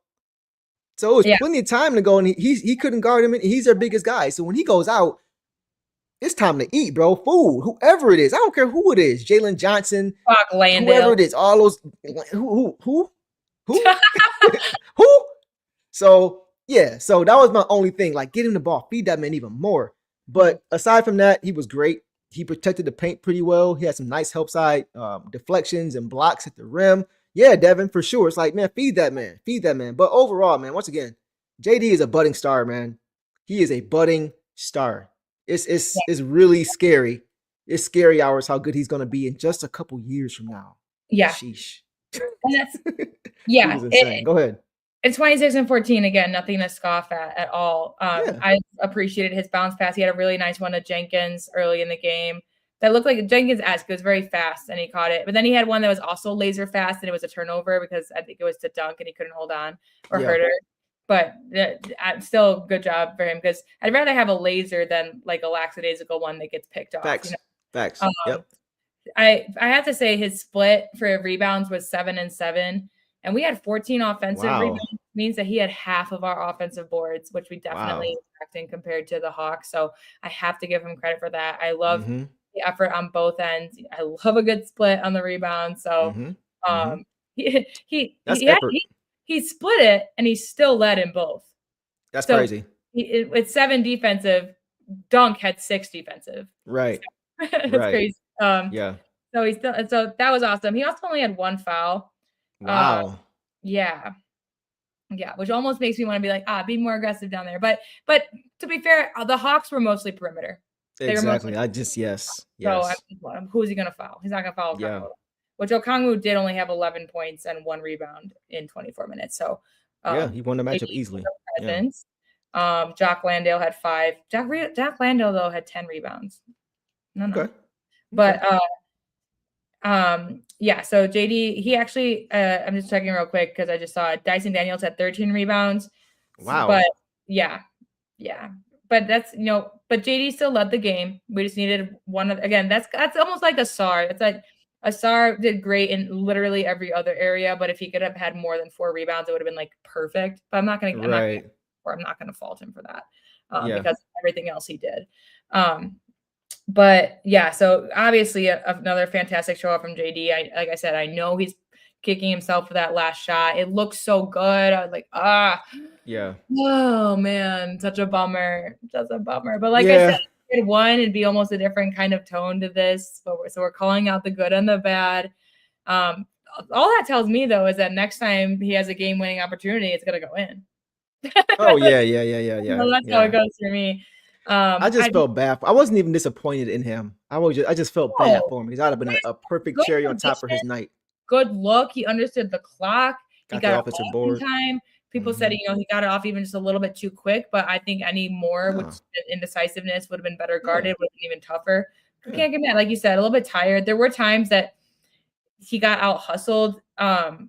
But the guys that he was required to kind of run back and guard were like Dyson Daniels and Jalen Johnson, who are faster than him. I didn't see Okongwu run the whole floor and expect her to get back. There were a couple of times that he was trying to beat the guy and he just couldn't because they were faster guards, smaller, faster guards. And JD is fast. He's not Jalen Johnson fast. He shouldn't be. Yeah. Exactly. Exactly. So But 2 blocks is huge. Love to see that. He had like they said, a nice one on CJ, just a denial. That was the one he got around Duncan, but JD was there and ready to clean it up. Beautiful, just straight up gorgeous. So the 4 turnovers too was something to keep to watch. Right. Oh, if we're gonna call it out, that's because he had 3 dimes and 4 turnovers. So. And they were most of them 3 dimes, but the turnovers were mostly. I think one of them was the laser. But then a couple were just at the rim where there were just 3 guys on him that got the ball away from him before he got the shot up. But for me, it's just another thing of like him and Tobias were both listed as probable today. And I just thought that was covering their bases for tomorrow. So it just sucks that he had to play 42 minutes today.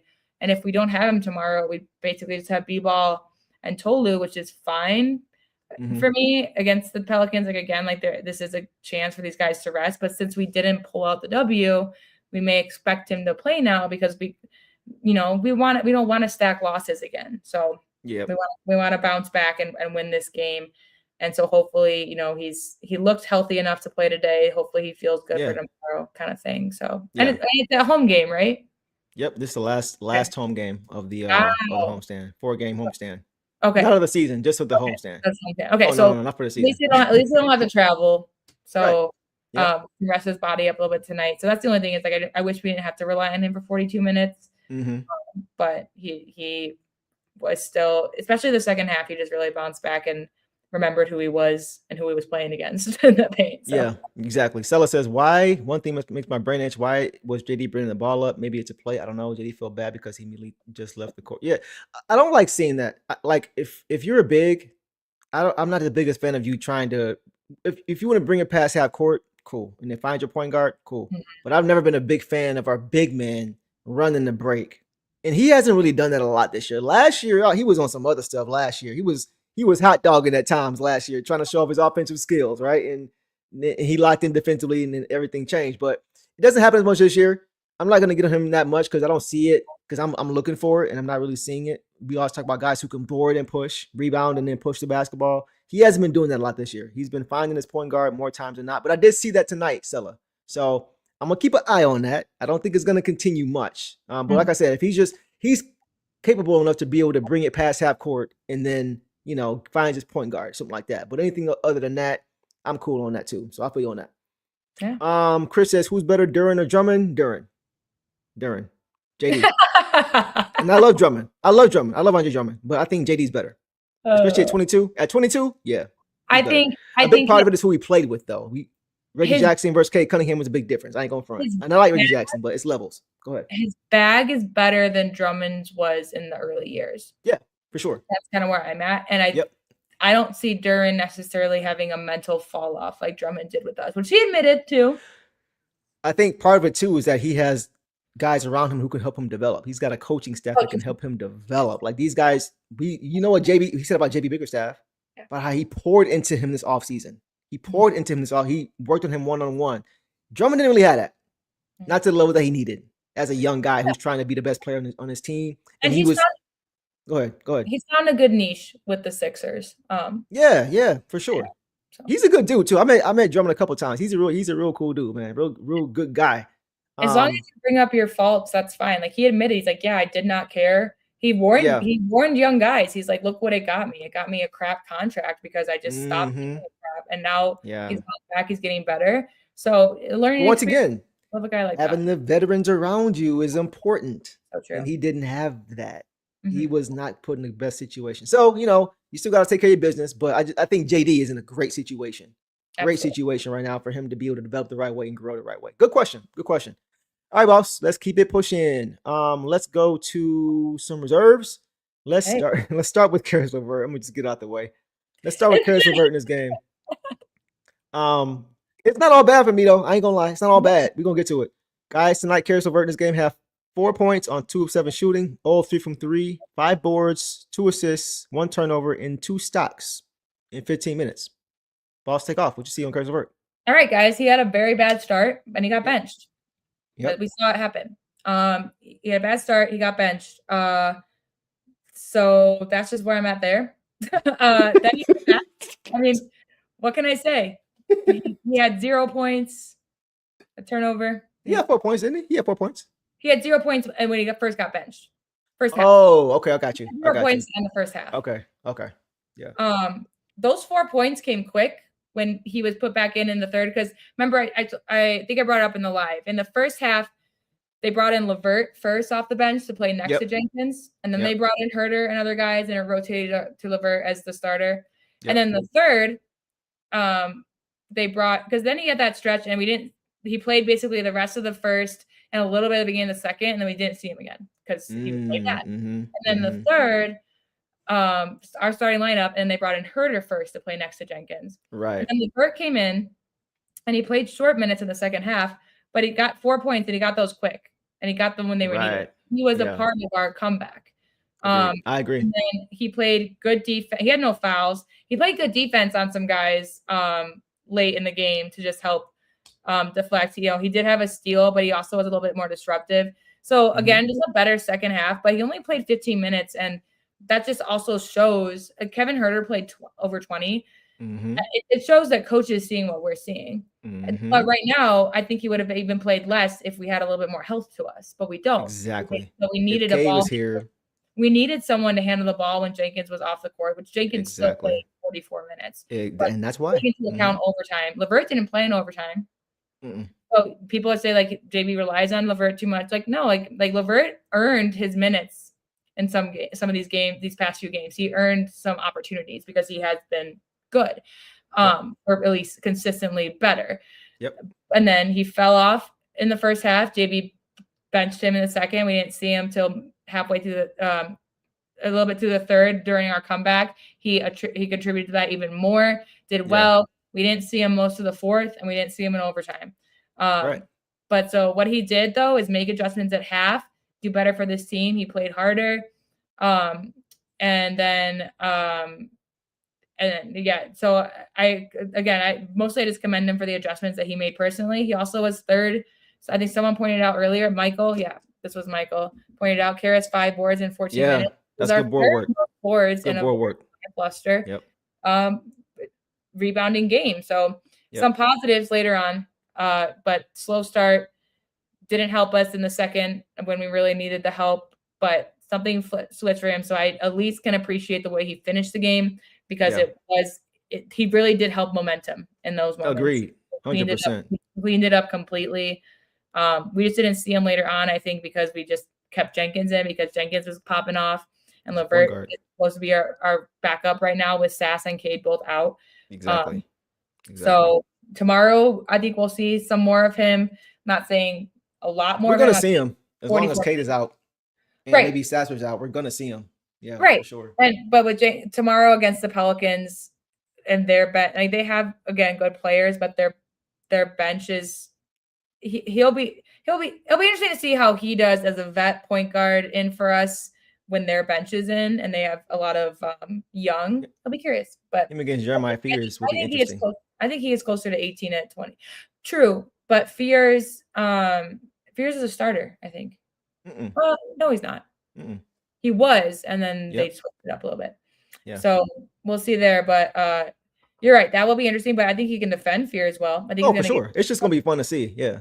They're both gonna be fun to see in the matchup. So Yeah. I think he'll be closer to 18 to 20 minutes tomorrow. Okay.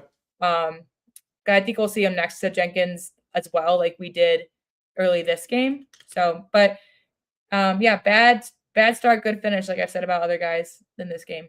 So Heisenberg says that we should have brought back Ben Wallace for this game. I know, it's so bad. So sad. I thought he was gonna let it all hang out. Let it all hang out. I thought he was gonna let it all hang out in this game. It was currently just in between appointments and needed to get. He probably just couldn't find his styles, bro. That's probably all it was. Let it hang out, bro. It's all good. Yeah, I like it was once again, it wasn't even like he didn't play great in this game, but it wasn't like how we've seen earlier this year where it's just like, what are you doing all game? It wasn't that. I think he's kind of graduated from that. I don't think he's going to revert back to that because he's played enough to understand how to play with these guys. I don't think we're going to see a bunch of games going forward, even with Kate out, where he's got 5 turnovers and 1 assist and like just taking bad shots. Like I think we're kind of past that. He's still not to where I want to see him, but I think he's getting better, and I think he's not reverting more than he's not digressing. He's not regressing, which is a good thing. So, you said what? Levert, the reverter. The reverted Karis revert. Just to pop off of that real quick is that we haven't seen him make an in-game adjustment like that. I don't think in a while. We haven't seen him. We haven't seen him bounce back in a half that quickly. Right. Usually No, that's fair. That's true. So that's true. And I love his defense. So good. I love his defense. He plays really good. He plays hard. Good matchup with the Hawks. The way that he plays defense was a good matchup with the Hawks. I agree. He can guard a lot of those wings. He's quick enough, athletic enough, and tall enough to be able to stay in front, move his feet. I agree. I'd like that when he picked poor Robin clean to start the fourth quarter. That was nice to get that nice dunk just to get us started off that quarter the right way. That was great. Yeah, man. So I like the decision. It still doesn't look fluid to me like I would like it to look, but it's getting better. I like how he played with more aggression in the second half. He was very much more intentional in that second half as far as getting downhill, not just patting the ball and not moving your legs, like not just patting the ball and just standing. Like he was decisive with his moves in the second half. First half was not pretty, but second half, like you mentioned, boss, I don't know what coach said to him, but he got up into him and he plays very good defense, bro. He's probably one of the best defenders on this team for sure. Is Karis LeVert, especially on the perimeter. So I got to give him credit for that. And that's where it always starts. So, he didn't play great. Really good second half. We got to see him play more 48 minutes, play your style 48 minutes and cut down on those mistakes. But his shot selection wasn't terrible. I felt like he had a heat check. He made the first 2 shots and had a heat check. I wasn't mad at that shot. It was open. It was in rhythm. Just didn't make it. So the shot diet is better too. It makes his shots make sense. His shots make sense now. And before they didn't make sense. Like, why would you take that shot with 16 seconds left on the shot clock and you got a guy on you? It's not that anymore. It's within the flow. So it's not where I want to see it, but it's getting better. So maybe this stretch will help him even more as he has to play some point guard. So we'll see. Go ahead. And just like you said, the shot diet, just the decisions, because another common criticism of him is his over dribbling. And it's just something that nobody could hold on to the ball too long against this Hawks team. They're very good about knocking the ball away and getting steals, as we saw today. And Karis, it happened once.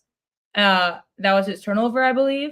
Yep. And then he just did a much better job about getting the ball away. He adjusted well to the competition. Again, just some adjustments. I was very appreciative to see from him. And I think, he also, the way that he was playing, the way he did kind of wake up a little bit, I think he's aware that he was playing his best his consistency has been the best it was all season in terms of, positive attribution Impact, right? Yeah. contributions to the team. Yeah. But positive impact. And so I think that just also helped them snap out of it, pretty early. And I feel like, and I know that we've been saying this for a while, we've been waiting for a Karras game, like a Karras gets the belt game. Yeah. But I think it's going to happen. Like the way that his demeanor right now is just showing me that he's feeling a lot more confident. Comfortable. And so, yeah. And that's where that decisiveness comes from. Yeah. Because if you're not confident, you're going to be hesitating. You're going to be trying not to make mistakes instead of just playing. And like you said, his demeanor is changing because I think he's just getting more comfortable, boss. So that's good to see. That's good to see for him. So hopefully as we get closer and closer to the playoffs, and maybe this time with Kate can help him to get into even more of a rhythm, getting more reps and confidence, like you just said, maybe we can see him continue that conversation about who's going to be that backup shooting guard. So we'll see. Yeah. Boss, let's move on now to the other shooting guard off the bench, and that was Kevin Huerter tonight. Boss, Kevin Huerter, guys, finished with 8 points on 4 for 9 shooting, 0 2 from 3. He didn't hit a 3. I felt like he made one, maybe not. That was a long 2. Okay. 2 boards, 2 assists, 1 turnover, and 2 steals in 20 minutes, boss. What did you see from, what is that, Velvet? I loved it. I loved what I saw. He had played very good defense. He had some nice passes. He got to the rim well. At 2 steals, too, is huge. He knocked one right out of the air into his arms. A bummer that he couldn't get his 3-point shot going because, like, we said on Duncan, like, Duncan, these are the shots you need to make. And we brought Karras in for his 3-point shooting, or not Karras, Kevin. But so would have been nice to, like, this was the night to, get 3 threes finally for us. I think the most he's gotten for us is 2 in a game. A few games in a row, but still. But the 2 threes early were bad, and he just adjusted. Remember, they were long, they were clanky. One was bad. He had 2 in a row, basically, and then he just changed up his game. I think he adjusted. Starting to recognize, when his shot is off. That's like, of course, you want him to get more shots up because you want him to find the rhythm. But what it tells me is that in the remaining, because he shot those probably both within 2 minutes of play. So in the remaining 18 minutes, he just focused on helping the team get points. And I think that if he trusted his shot tonight, he would have put more threes up. But instead, he trusted driving to the basket more, stepping in and getting that long 2, things like that. So I like what I saw from Huerter very much. Also, 2 rebounds just seems he went down and ripped one down for us, which was great later in the game. But I think he can also usually is closer to 3 or 4 kind of thing. But just to see these numbers, I'm happy with them. Take away the 2s, and he's at 60% shoot, or the 3-point opportunities, he's at 60% shooting. So, it's been fun watching him out there. He's one of those guys, like, I'm truly not worried with him on the court. I think he just plays both ends well enough to keep us afloat. So, but of course, just wanting him to hit some threes. But I appreciate the fact that he took 2 quick threes and then stopped, but still contributed in other ways and still played 18 additional minutes. Just tells me that, like, in his head, the threes weren't going to go in, so he wasn't just going to waste the possession. Right. Yeah, I agree with that. Chris says the Red Skull, the Red Skull. For all my Marvel fans, that's hilarious. For all my Infinity War and Endgame fans, you know who Red Skull is. A soul for a soul, Chris. But Red Skull is hilarious. That's comedy. I thought he played good, man. I thought he played well in this game. Like, he's showing a little bit more offensively too, even though he kicked the 3-ball to roll. His teardrop looks nice. He's been putting that little floater up lately, and it's been falling for him. I'd like to see that. Had some nice dimes. Had a nice pass to Paul Reed, and then some other passes too. Just really heads up plays. But his defense, man, his defense is underrated. He doesn't look comfortable shooting the ball from 3 right now. It's hit or miss. It is hit or miss. We're gonna need it. We're gonna need that to improve as we get close to the playoffs, because that's kind of what he was brought here for. But he brings more than just that, though. He looks more comfortable. He looks like he's same with Karras. Like, even the thing is, Huerter hasn't been here nearly as long. He's already, like, finding his way quickly. It just shows he has a high IQ player. He's a high IQ player, but I just think he just fits with this team. But his defense, boss, he plays really good individual defense. He does play team defense too. He doesn't get caught, miss assignments, but he is really good on ball. He's really good on ball, man. Like, way he moves his feet, in guards without fouling. Guys, last game against the Lakers, it was Kevin Huerter who guarded Luke on the shot before the last shot. Remember when JD was guarding him on the switch? Yeah. Before that shot, it was Kevin Huerter who forced him into that miss. Guarded him about as well as you could guard him. Being physical, but not too much. Being disruptive with his hands, but not fouling. Moving his feet, but not like he's just really sound on both sides of the basketball, bro. He's a very good, just a solid, smart, high IQ basketball player. Right, like who we all said about. We said about Javonte Green, but he don't hurt you. Kevin Huerter doesn't really hurt you. The only difference is that Kevin Huerter can hit his three ball. If Kevin Huerter was hitting his threes, he would be very comparable to a Javonte Green as far as how they played and how they impact the game. But I got to see that three ball improve at least to 30%, 35%, 30. Give me 33%. Give me 33. Yeah. Just to where you're hitting 1 of 3 and you can just make the defense move again. Just be respected. If we get that, I'm happy with Kevin Huerter. Yeah. Yeah. So that's like anything else? Which is what Heisenberg says. He really hasn't done anything to make me curse at the TV, but I really need Cousin Kev to start making some of those threes. Agreed. Cousin Kev is comedy. Agreed. So I know tomorrow he has another chance. We still have plenty of time, but he's definitely made a case, despite not hitting threes, he's made a case to be in the playoff rotation, which is incredible to see.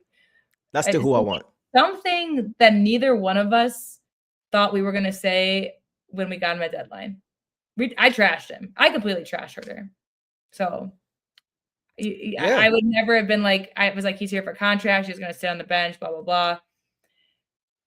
No, respect to you. Respect to you. Because I remember you was like, nah, bro, I ain't rolling. You were not rolling. You the way y'all don't roll with Karis is how she wasn't rolling with her when we first got here. She was like, I watched him with the Bulls. I was not rolling.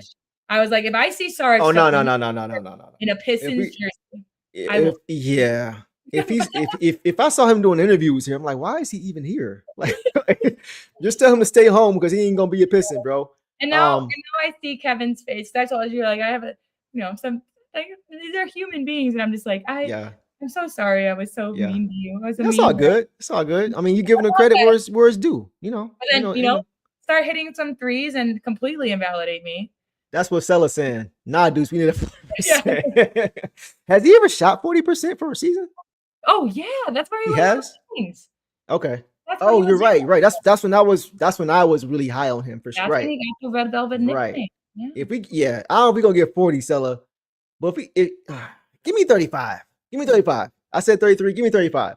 Come playoff time, like clean slate, playoff time, playoff stats. If the playoffs are over and he gives me 35%, I won't be mad. 33. I want 40, but 33 I'll take by playoffs. I'll take 30 by playoffs. That's 1 of 4. It's 18 right now? Yes. Oof.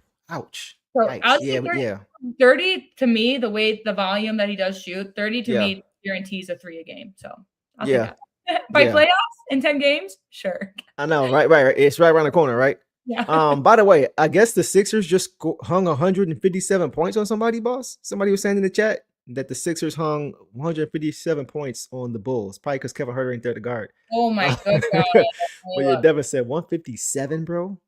Wow, and they're just really fighting, and they were below Atlanta, who's now tied with the Raptors for 5th and 6th. Guys, it's a freaking race. It's gonna be fun race. Right, we're not in we're at the top of the we're not even in the we're still in the race, but we're not like on what is it? Pins and needles. Just what's up? All right. Here's the thing. Embiid with 35. Paul George with 28. Okay. I don't need them to get hot for the playoffs. So they've been sitting out for the stretch run. Got it. But it also is against the Bulls. So. But they gave up 137. Said 3-1-3 Kurt. So they're not playing no defense. Right. So. But that's how they were even with Maxey on the team. The Sixers don't scare me, bro. I ain't gonna lie. They don't scare me. They don't scare me. PG is good, but older PG with the wings we have, I'm not worried. Duran and Stu don't have enough experience against Embiid for me to want to play them. Okay. So that's where I feel that. But I do like that we have a guy who played on the same team with him and Paul Reed who can kind of help those guys out. Oh, and know how to guard them. They pop off. Tobias, right. So Embiid is Embiid when he's healthy. If they fall to the play and they're not making it out. Yeah, exactly. They're not beating Charlotte. They're not beating Miami. Yeah. I agree. All right. Anyways. All right, boss. Let's keep it pushing. Let's go to Ron Holland in this game, guys. We got 3 more guys to go. Let's go to Ron Holland, guys, tonight. Ron Holland finished with only 2 points, 1 of 3 shooting overall, 0 of 1 from 3, 2 boards, 1 assist, and a steal in only 12 minutes. So not a ton of minutes tonight from Ron, boss. What'd you see tonight from Ron Holland? Okay, just a quick update. Jokic is 2 rebounds and 2 assists away from a 20-20-20 game. And how much time was left? 6 minutes. Oh, he gonna get that. And Maul is 2 points away from a 50-pointer. So oh my God. What's the score? It is, they just put Jokic back in. It's 127-121 Nuggets. They're not playing no defense. Wow. Okay. Thanks for the update. That's interesting. I'm wondering who else is doing anything in that game. I'll check it later, but go ahead. P. Watt. Oh God, the what? Okay, sorry. The Magic closing in, but we're not focused on that game. We're not focused on that game. Yeah. So Ron Holland, bummer, just because he had no fouls. I don't understand why he didn't play more. Oh, Ron, yeah, I don't either. He had no is fouls. Maybe because Javonte didn't play a ton of minutes either. Who played more? Okay, so Karras had 15, Herter had 20. The starters really logged a lot of time in this game, even with overtime. Tobias 35, Duncan 32, JD 42, Asar 37, Danis 45. Our starters really got us back in. The starters, you said that the effort, why you're like, I think when you said that you wanted the first half, us going down by 21 was the reason that we lost the game overall, which is obviously very valid. But our starters gave hella effort to get us back into it, and then our bench did nothing. So I can't necessarily blame it. Like, the bench wasn't tired because the bench all played less than 20 minutes. Almost all of them played less than 15. Yeah. So the bench game, this is crazy, but like the bench was just not it tonight. They just felt big moments, which is why our starters had to play so much. But again, that's pretty normal for other teams. It's just not normal for us. But that's true. Yeah, Ron, I do wish we got a little bit more time. Maybe, Ron and Will, I guess our bench getting less minutes tonight will be beneficial tomorrow in a game that, we have a back-to-back up. So I'll give him that. Yeah. But not really sure why Ron didn't play. He shot a 3, which wasn't way off. It was like in and out. It was pretty close. We needed it to kind of end their stuff. He got to the basket too, and it barely went around too. So his shots weren't even bad. The ones that he made, he had a 3 attempt, which is like 1 a game for him at least now. And then he dribbled it to the rim and got it close to in. So yeah, I just would have liked to see more of him. I think we'll definitely see more of him tomorrow. To log a steal in that short time is great. He played good defense. Obviously, no fouls, no turnovers, 2 rebounds. So yeah, maybe a couple more minutes with Ron I would have liked, but there just must have been something. Maybe JB also was just like, at some point you can't overplay anybody on a back-to-back. So yeah. Yeah, well, I think tomorrow will be telling. Because Michael's saying he's concerned about his minutes right now. I want to see what happens tomorrow night. Yeah, we do know sometimes guys don't play as much on one game because of what's going on, and back to back and stuff like that. So, Mike, I'm going to revisit this tomorrow. If you're here, we can talk about this tomorrow. I want to see if he's still like 11, 12 minutes tomorrow night. Then I'm like, okay, let me try to figure out what's going on. But if he gets 15 to 20 tomorrow and he has a pretty good game, I'm not too concerned. It's sometimes the ball just doesn't go his way, man. Like, he had an offensive foul that he drew that they didn't call at all. He was literally standing there. He wasn't outside the restricted area. He was planted. He wasn't swaying. He wasn't moving. He was planted. They called nothing. I'm like, where is the whistle, bro? And I think that kind of goes into what Heisenberg is saying, is that he feels like the refs are starting to really get to him a little bit. The way they're officiating him. And he's not getting a fair whistle, man. He's not. As physical as he plays and the way he just gets erased from screens. I said it before, though. He's got to get stronger, guys.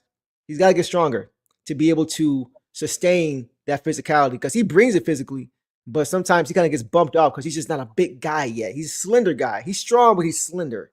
So he just kind of gets a little bit pushed around and bumped around a little bit, and they don't call anything for him. So I think the strength this offseason, adding some muscle, will really help his defensive game overall on both sides. But defensively, I think that'll help him as far as with his whistle, because he's not really getting a fair whistle at all right now. Agreed. Yeah, I just don't know. I just felt like we didn't see. I totally, completely agree with that. Maybe it was something just mentally too. JB just wasn't like, we just gotta cool him down because he's getting frustrated and stuff. But who knows? Yeah, but I agree with it. I do want to see him. I definitely want to see him get more minutes tomorrow, closer to 18-20. Yep. Yeah. But Michael says, exactly, bro. Exactly. With Tobias hip, maybe they sit him tomorrow and let Javonte and Ron. Exactly. So that's why I'm gonna wait till tomorrow. We'll have this conversation again, revisit it tomorrow, Mike, for sure. But yeah, good point. Heisinger said he gets the quickest whistle on defense lately, and he gets yes. Yeah. It's not fair. It's not like call it both ways, bro. Call it both ways. So that's what bothers me. So I'm not concerned about round or anything like that. I just want to see him get a little bit stronger and get a more fair whistle and work on that 3-ball. Those 3 things are my priority for Ron.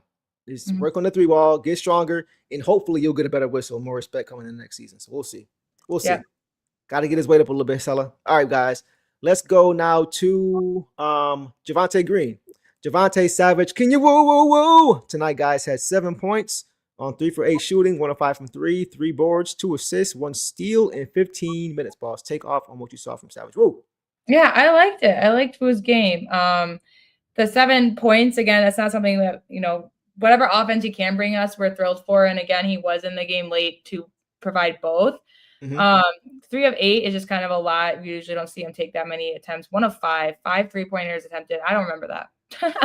Yeah. I remember 3 or 5 3-pointers attempted. So that's a little bit insane. But again, he was just trying to get us back in there. He got a steal. He was defending really well. He got a couple close steals, which again didn't necessarily, I think on those plays, wasn't even that detrimental. He's been a good job of like going for steals. If he doesn't get it, he's still right there. Only 3 rebounds. So that's like something I would have liked to see him improve on a bit. Yep. Just if you're out there, he had that 1 foul, and it was just a foul on I think Jalen Johnson driving or Daniels.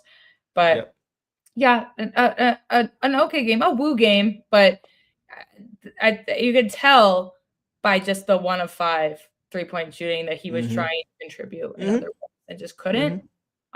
He did hit the 3 that he did hit was a big one. It was. Yeah, we needed that one. Yeah. So that I will take from him, but that's where I'm at. Chris says, Mister, that's some nice stats, coach. Bro, Red Skull is comedy. That's hilarious, bro. That's an underrated joke. Right? I had to bring it back up. Guys, I didn't like his shot diet tonight. Yeah, exactly. I did not like his shot diet tonight. But here's the thing. I don't think it's his fault. Anytime you see Javonte Green trying to put the ball on the floor, spin move, trying to go off glass, that is not Javonte Green. That is not his game. You don't want him putting the ball on the floor and trying to create and get to his own shot. You want him spotting up, knocking down shots or out in transition, posterizing guys and getting easy shots. That's what you want to see from him. And I think the reason he didn't get it, and this is why I say it's not really his fault, is that he usually plays with Dennis Jenkins. Yeah. Well, guess what? Dennis Jenkins had to start. So when he sat down, Javonte Green had Karis LeVert as his point guard. That's not fair to either guy. Because now Karis LeVert has to try to set guys up, which he's not usually great at doing. And you got Javonte Green as a result, taking bad shots out of it. Javonte Green I don't ever want to see him consistently putting the ball on the floor, trying to look for his own offense. He can do it at times, but that's not what he's done all year that he's been to make us really good at what he does. He's been great as a spot-up shooter, as a mover without the basketball, as a turnover machine, as a turnover creator machine, as far as getting out in transition. That's his bread and butter. Yeah. And tonight he was not able to do that because he wasn't really getting set up for good shots. He was taking threes, but even the threes he took weren't really quality shots. We see him, if he's open, more times than not, it's cash. You can take it to the bank. Absolutely. Yeah. Right? But when you see him having a pump fake and reposition and dribble, and that's not what you want to see him shooting the ball. And I think he kind of felt like he had to, because he had to kind of do a little bit more because there was no real point guard. So he kind of had to do it by committee. It just didn't work out. So I think Cade not being available really affected Woo because there was no point guard and Dennis Jenkins off the bench to back up Cade to make it easier for Woo to get good shots. So I'm not blaming him for that. I just think it's just a result of the rotation, not having a guy like Cade available to allow him to play with the Dennis Jenkins off the bench. So yeah, and because the rest of the bench again was kind of just struggling. It was not good, right? Yeah, I agree. So we'll leave it there on Woo, boss. Let's finally now go to Paul Reed. Paul Reed in this game tonight, guys, finished with 6 points on 3 for 7 shooting overall, 0 for 1 from 3, 1 assist, and 2. He's still found a way to be impactful. 2 stocks in only 11 minutes for Paul Reed. Boss, what did you see tonight from B-Ball Paul? Yeah, again, in 11 minutes, this isn't even bad. But the worst thing is 0 boards for my rebound magnet. Yeah. That was detrimental to us in moments that we just needed boards. And even when he Yep. came back in late and we were on our run and he looked better because he was getting steals and blocks and he got that one that he turned into a dunk, still no boards. Right. And it's a rare thing. We never see that with him. cool. Ever. And 4 fouls in 10 minutes is 11 minutes is also not b-ball, Paul. Right. So I just threw him off. He still contributed. He gave us 6 points. He, attempted a 3. He got us a steal and a block. Like, he got us some things. It wasn't just goose eggs across the board. Facts. It was ugly because he seemed out of rhythm. There was no rebounds, and he was just giving them, just stopping the play with fouls. So at least he got us the steals and blocks, so I can give him that. Thank you. That's why I laugh. Like, he still found a way to get some. He gonna get some stock somehow, some way. But the worst game of the season from him by far. Yeah, for sure. By far. For sure. And he played 11 minutes too. So like his worst game is much better than a lot of guys' worst game. Right. So I'm not gonna get on Paul Reed for having one bad game. No. I'm not gonna do it. The same way I'm gonna do Javonte Green. Like Sella was saying, so much is missed when one or two players is exactly the domino effect of the rotation not being whole is very impactful, especially when one of those guys is your best player. So yeah, it is what it is, man. It is what it is. Boss, that's all I have. You got anything else for these guys? Tonight, that just means to me that tomorrow I take the over on b-ball. Like, he's gonna try to make up for it in the biggest way possible. Yeah. Facts. I agree with that for sure. Nas Reed ejection. Ooh. Okay. They're in overtime right now. Let's wrap this up. I want to try to catch overtime. I ain't trying to rush off here, but I want to catch a little bit of that game, man. Nuggets game, man. Tonight your theory wins, Sella. Super Morty says. Somebody spiked his Gatorade. That wasn't b-ball. I was screaming. It was carrots. Oh, screaming, bro. I'm dead. Man, they gave me some of that.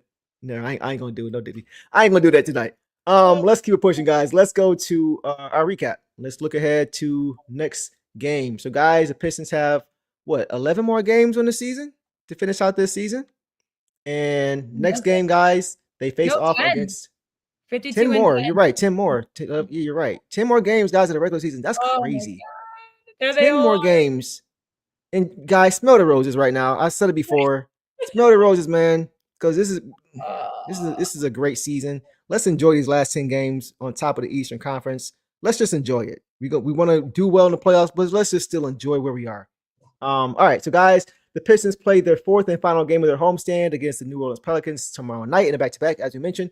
And that is a game I'm looking forward to, boss, for multiple reasons. But what are your thoughts on tomorrow's game, boss, with this matchup between the Pistons going up against Trey Murphy, Zion Williamson, and the Pels tomorrow night? What are you thinking? What are you saying? I mean, I've watched the Pels a good amount this season. I just watched their game against the Knicks where they, kind of almost won. But the Knicks really just show, like, the Pels, they have some weapons. Like, they have Trey Murphy's 3-point shooting. Derek Queen is a great assister.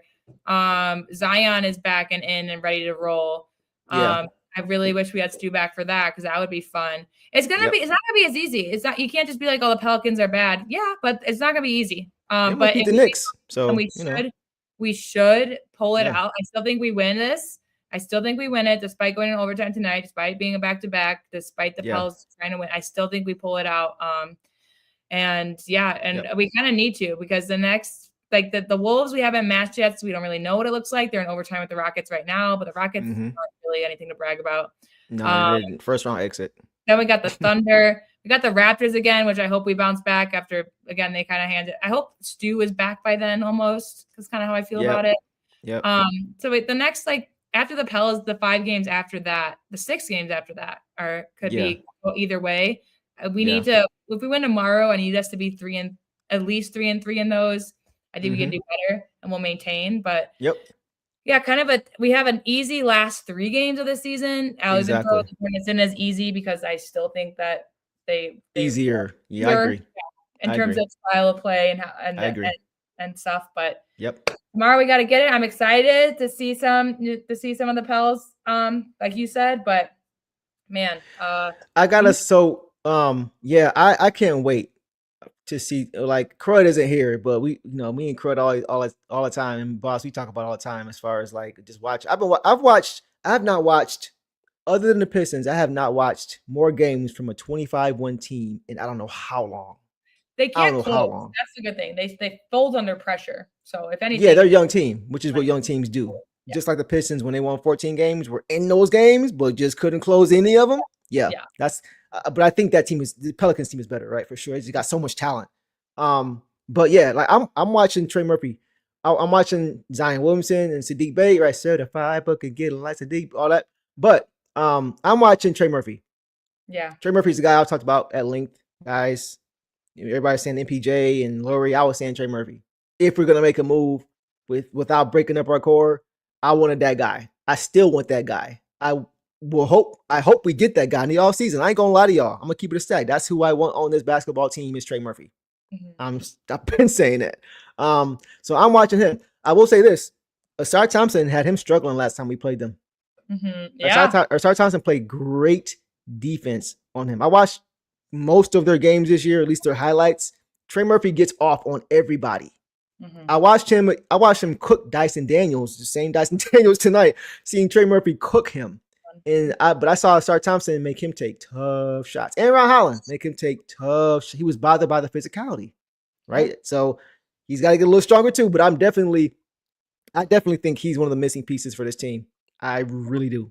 Agreed. I think you add him to this team, we're talking finals for sure next season. That's where I'm at, and it's not even close. I hope he can showcase his talents for us because, again, like Asar did shut him down. But then if we let him showcase, we got to shut down literally everybody else. Right. I really like Derek Queen. He's been one of my favorite rookies to watch. Yep. He's just a big guy who runs. He's a big guy who facilitates. It's crazy. It's nuts. Yeah, he's good. It should be a good one. It's just they're talented, man. Yeah. Talented team. They got a lot of talent, so these Pistons got to bring it. This ain't gonna be no easy one. Murray is back. DeJounte Murray is hooping, man. He can't. Right, that's a great point, bro. I forgot about DeJounte Murray just that quick because he's been out. He's only been back like 10 games, and he's already balling after missing like 60 games. He's already balling. So they got a lot of talent. We talked about this before earlier, Richard. Yeah, he is supposed to be reevaluated sometime this week. That's what they said last week, but he's on track. That's what Davey said pregame. He's on track, huh? They're being extra cautious. As they should be. MCL strain. He had an issue last year with his leg, so it's like let's just take our time, make sure he's ready for the playoffs. We're treading water without him and K right now, so we're not going to rush either of those guys back. That'd be pointless, considering we're playing and trying to get this record for the playoffs. All this stuff. That's what matters right now. It's the playoffs at this point, so we need to be fully staffed. And I am not mad at all with them taking the time with those two guys. So yeah, man, should be a fun game tomorrow night. Are y'all saying prepared to have high blood pressure tomorrow night? I mean, it ain't gonna be easy. So it's gonna be fun to talk about this tomorrow night because I don't know how it's gonna go. You know, they're coming in a young team, a day of rest. We're young too, but we're back to back. So I don't know. I really don't know how it's gonna go. I really don't know, boss. It's gonna be interesting to see. So we will we'll see. We'll see how it goes. But I'm not gonna make no predictions. I'm just gonna wait and see. But guys, that's all we got, man. That's all we have for this game. I'm gonna try to catch the last little bit of this Wolves game if it's not already over. But as always, guys, we appreciate you guys, man. We appreciate you guys showing up for the live watch party. We appreciate you guys coming and following us over here after the game for the post-game show. Just to support y'all show means a lot to us, man. So we appreciate all you guys, every single one of you, man. So make sure you guys smash that like button and subscribe if you are new. And hope you guys have a great night.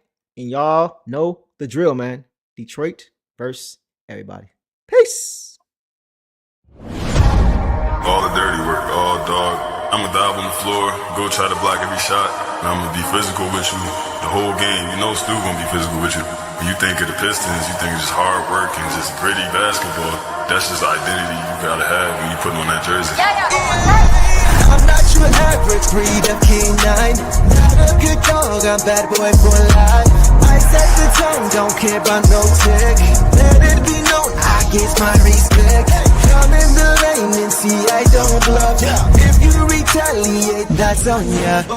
Talking hundreds, I hear your shade. Talking that shop, you must run this way. Put the dog palm, mess around, find out, Put the dog palm.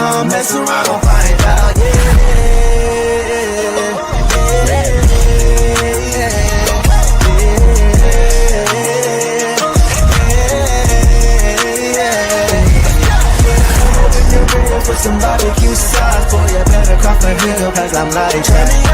And I'ma win your ring for some barbecue sauce, boy, you better call for help, cause I'm like that.